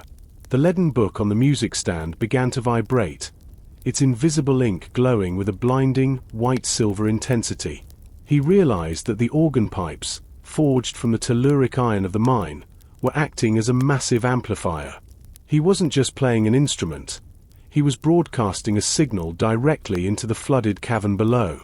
"Stop it!" the alchemist roared, his voice barely audible over the roar of the pipes. He tried to reach for the leaden book, but the vibration was so intense that his hand was repelled as if by a physical wall. The brass rings of the sphere in Thomas's pocket shattered, the tiny glowing ember in the center dissolving into a cloud of silver sparks. Far below, deep in the roots of the abbey, the mountain responded.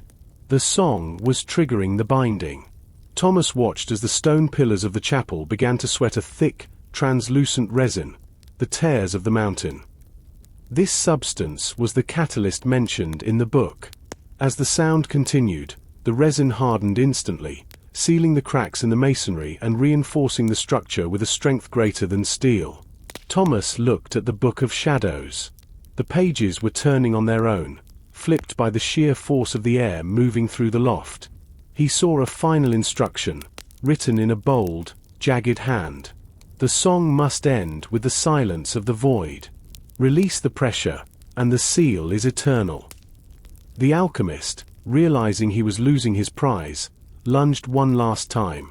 He grabbed the edge of the leaden book, but the metal was now white-hot from the resonance. He screamed, his gloved hands smoking, and he tumbled backward over the railing of the loft. He fell into the darkness of the nave below, a shadow swallowed by shadows. Thomas didn't look down. He grabbed the heavy wooden lever that controlled the main bellow's emergency release. With a grunt of effort, he pulled it. The sound vanished instantly. The sudden silence was so violent it felt like a physical blow to the ears. Thomas collapsed onto the organ bench, his heart thumping in the quiet. He looked at the stained glass of the martyrs across the chapel. The red glow was gone, replaced by a deep, solid violet. He reached for the leaden book. It was cool to the touch now, but the pages were blank once more. The invisible ink hadn't just faded. It had been used up. The song had been played, The binding was complete, and the information had been erased by its own execution. Thomas sat in the loft for a long time, listening to the wind outside. The alchemist's caravan was fleeing. He could hear the frantic gallop of their horses. They had heard the mountains speak, and they were terrified. The abbey was no longer just a building. It was a sealed vault, its walls reinforced by the very sickness it sought to hide. Thomas realized he was no longer just a scribe. He was the only man alive who knew the melody that held the mountain together. The morning after the resonance felt different. The air in the abbey was preternaturally still, as if the stones themselves were holding their breath. Thomas walked through the corridors, his fingers tracing the walls. The tears of the mountain, that translucent resin, had vanished from sight, absorbed into the pores of the rock. But the stone felt different. It was warmer to the touch, and it hummed with a faint, almost imperceptible vibration. In the great hall, Abbot Peter was waiting. He looked at Thomas with a mixture of awe and concern. The monks had heard the sound in the night. They had felt the mountain shake, but none had dared enter the chapel. "The guild has fled, Thomas," the abbot said, his voice low. "Their leader was found at the base of the loft. He is alive, but his mind is fractured. He speaks only of a great harmony and refused to touch anything made of metal. The song of the anvil is not meant for human ears, Father," Thomas replied, leaning against a pillar. It was a key for a lock that should never have been opened. "The mountain is sealed now, not just by water, but by the resonance of its own heart. No miner, no alchemist, and no king will ever be able to pierce those walls again." The abbot nodded slowly. "And the book? The leaden volume you found in the shadows?" "It is blank," Thomas said, pulling the heavy book from his tunic. He laid it on the table. The lead cover was scarred and pitted, but the vellum inside was as white as fresh snow. The knowledge it held was a one-time thing. It was a catalyst that consumed itself in the process. "We have the protection, but we no longer have the recipe. Perhaps that is for the best." The abbot mused. "But your part in this, Thomas. You are no longer just a visitor. You are the keeper of the silence.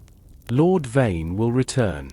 He is a man of the law, and he will want an explanation for the miracles that occurred last night." Thomas looked out the window at the valley. He could see a new dust cloud on the horizon. It wasn't the guild, and it wasn't the crimson of the Inquisitor.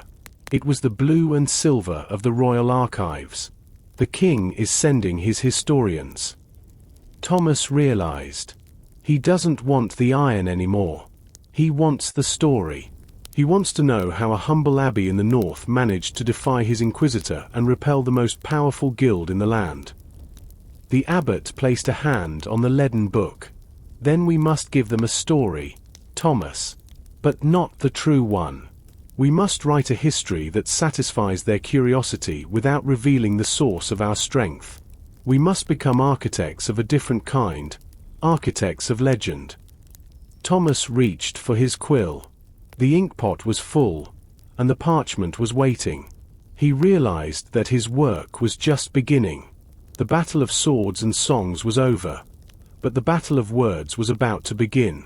He had to rewrite the history of the Iron Abbey before the king's men arrived to claim it. The blue and silver banners of the royal archives fluttered in the sharp mountain wind as the caravan crested the final ridge. Unlike the heavy, clanking entrance of the Duke's soldiers or the silent, predatory arrival of Lord Vane, this group moved with a methodical, quiet dignity. There were no swords drawn, only rolls of parchment protected in leather tubes and wooden crates filled with specialized inks and magnifying lenses.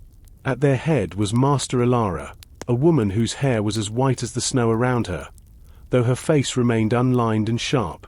She was the king's chief chronicler, a woman who believed that ink was more permanent than blood, and that the only thing more powerful than a kingdom was the story told about it. Thomas met them at the gate.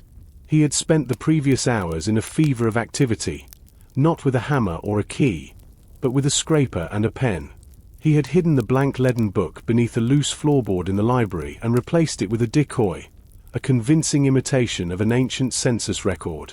"Master Thomas," Ilara said as she dismounted. Her voice was not cold like veins, but it had the dry, pressing weight of a library silence. "Your name has traveled faster than your letters. A scribe who solves a murder, repels an inquisitor, and survives an alchemist's siege. You are either the most talented man in the realm or the luckiest." "I am merely a man who reads what is written, my lady," Thomas replied, bowing low. "We shall see," she said, her eyes sweeping over the abbey walls. She paused, her gaze lingering on a section of stone where the tears of the mountain had left a faint, pearlescent shimmer. She walked to it, touching the stone with a gloved finger. "This masonry, it feels different, denser, as if it has been tempered in a forge." Thomas felt a cold sweat prickle his neck. "The mountain air does strange things to the stone, my lady. The dampness and the frost create a natural glaze." Ilara looked at him, her eyes narrowing behind her spectacles. "A natural glaze. Of course. And I suppose the great sound the villagers reported, a hum that shattered glass 10 miles away, was also just the wind in the crags." She didn't wait for an answer. She began to lead her team toward the scriptorium. "I am not here to arrest you, Thomas. I am here to preserve the truth. The king is troubled. He does not like gaps in his history. He wants the black ledger of the first abbot, and he wants to know exactly what was found in the duke's wine cellar." Thomas led them to the library, his mind racing. He had prepared a sanitized history, a collection of letters and journals that pointed to a tragic accident involving a natural gas pocket in the mountain, which had caused the duke's death and the subsequent flood. It was a perfect lie because it contained grains of truth. As they entered the library, Ilara stopped at the western wall, the forbidden shelf. She looked at the gap where the leaden book had been. Then, she looked at the brass sphere fragments Thomas had forgotten to sweep from the floor. "You are a very good scribe, Thomas," she whispered, leaning in so the others couldn't hear. "But you are a terrible liar. A scribe doesn't leave scraps on his floor. You've hidden the heart of this mountain, haven't you?" Thomas looked her in the eye. "I have protected it, my lady. There are things that even the king is not ready to read." The library of the Iron Abbey felt smaller than it had only a few hours ago. Master Ilara moved through the aisles with the practiced grace of a predator who hunted in archives rather than forests. She didn't touch the decoy census record Thomas had placed on the desk. Instead, she sat in his chair and adjusted her spectacles, her gaze fixed on the exact spot where the brass sphere had shattered. "Knowledge is like water, Master Thomas," Ilara said, her voice echoing softly against the vaulted ceiling. "It can be channeled to provide life, or it can be dammed up until the pressure becomes a catastrophe. You have built a dam. Do you truly believe you can hold back the weight of the king's curiosity forever?" Thomas stood by the window, the cold light of the afternoon silhouetting his frame. "Some waters are poisoned, my lady. The duke didn't want a drink. He wanted a flood to drown his enemies. The alchemists wanted to boil the world. If I have built a dam, it is because the valley below is not ready for the torrent." Ilara reached into her travel bag and pulled out a small, glass vial filled with a shimmering blue liquid. "This is vitreous ink. When applied to a surface that has recently held a concentrated energy, say, a leaden book vibrating at a subsonic frequency, it reveals the ghost of what was there. I do not need your hidden volume to see what you did, Thomas. I only need the air you breathed while you did it." Thomas felt his heart skip a beat. He hadn't accounted for the advanced techniques of the royal archivists. They weren't just historians. They were forensic investigators of the past. "If you use that ink," Thomas said, his voice steadying, "you will see the song of the anvil. You will see the frequency that binds the mountain." "And then what?" You will take it back to the capital. The king's engineers will try to replicate it. They will fail to understand the balance, and they will bring the mountainside down upon the heads of 10,000 people. Ilara paused, the vial hovering over the reading desk. She looked at the scribe, her expression softening into something resembling respect. Is that what you believe? That the king is a child playing with fire? I believe the mountain is the fire. Thomas replied. And we are all just wax. He stepped toward her, putting himself between her and the desk. You are a chief chronicler. Your duty is to the truth. But isn't there a higher truth? The truth that some things were meant to be forgotten. The architect Valerus died to seal that cave. Brother Simeon risked the gallows to burn that map. They weren't hiding wealth. They were hiding a weapon that has no hilt. You cannot hold it without cutting yourself. Ilara looked at the blue liquid in the vial, then back at Thomas. A long silence stretched between them, filled only by the scratching of her assistant's pens in the next room. I have served 4 kings, Thomas. She whispered. I have buried more dangerous truths than you have written pages. I have seen what happens when a secret is kept too long. It rots. But I have also seen what happens when a secret is told too soon. With a sudden, decisive movement, she recorked the vial and tucked it back into her bag. She stood up and walked to the decoy census record, finally picking it up. This is a very well-made forgery, she said loudly, her voice returning to its professional, dry tone. A tragic accident involving natural gas. A duke lost to his own greed. A mountain that proved to be empty of ore. It is a clean story, Thomas. It fits the king's needs for order, and it satisfies the taxpayer's need for an ending. She looked him in the eye. But know this, the royal archives never truly close a file.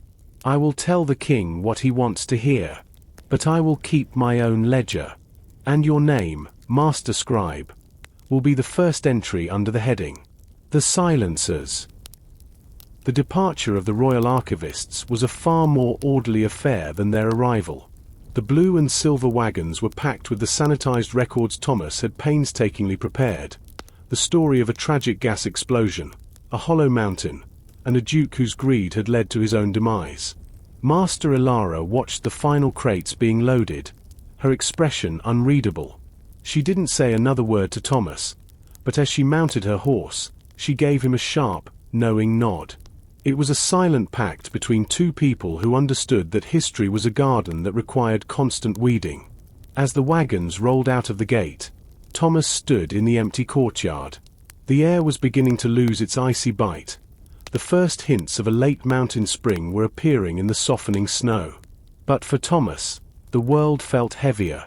He wasn't just a scribe anymore. He was a guardian of a void. He made his way to the infirmary to see Brother Simeon. The old librarian was sitting by a window, his hands, the ones that had been stained with the ink of a damaged ledger, resting on his lap. He looked frail, but the terror that had consumed him during Lord Vane's stay had been replaced by a quiet, contemplative peace. They are gone, Simeon, Thomas said, sitting on a wooden stool beside him. The king's historians have their story. The archive is satisfied. And the truth? Simeon asked, his voice barely more than a rustle of leaves. It is buried under 300 feet of boiling mud and a resonance that no man can replicate. Thomas replied, the leaden book is blank. The alchemist's sphere is dust. The only record left is in my head, and perhaps in the private notes of Master Ilara. Simeon turned his gaze to the mountain peaks. You have done a difficult thing, Thomas. Most men seek to be remembered for what they discovered. You will be remembered, if you are remembered at all, for what you allowed to be forgotten. That is the highest calling of a scribe, to know when a word is a lantern, and when it is a shroud.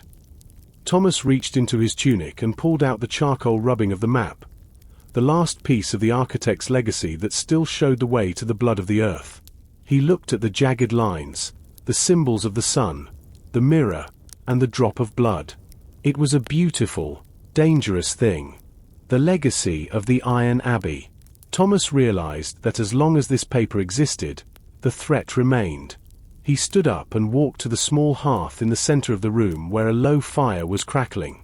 The blue glass, a symbol of the Duke's deception, now shattered and buried.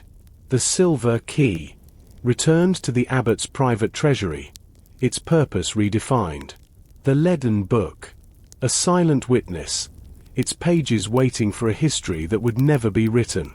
The song of the anvil, a melody lost to the silence of the stone.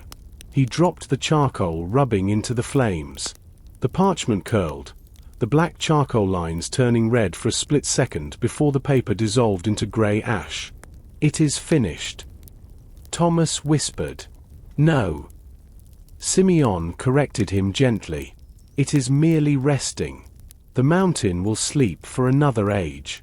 But you, Thomas, you have a life to live. The abbot tells me the king has sent a request. He wants a new head librarian for the royal library in the capital.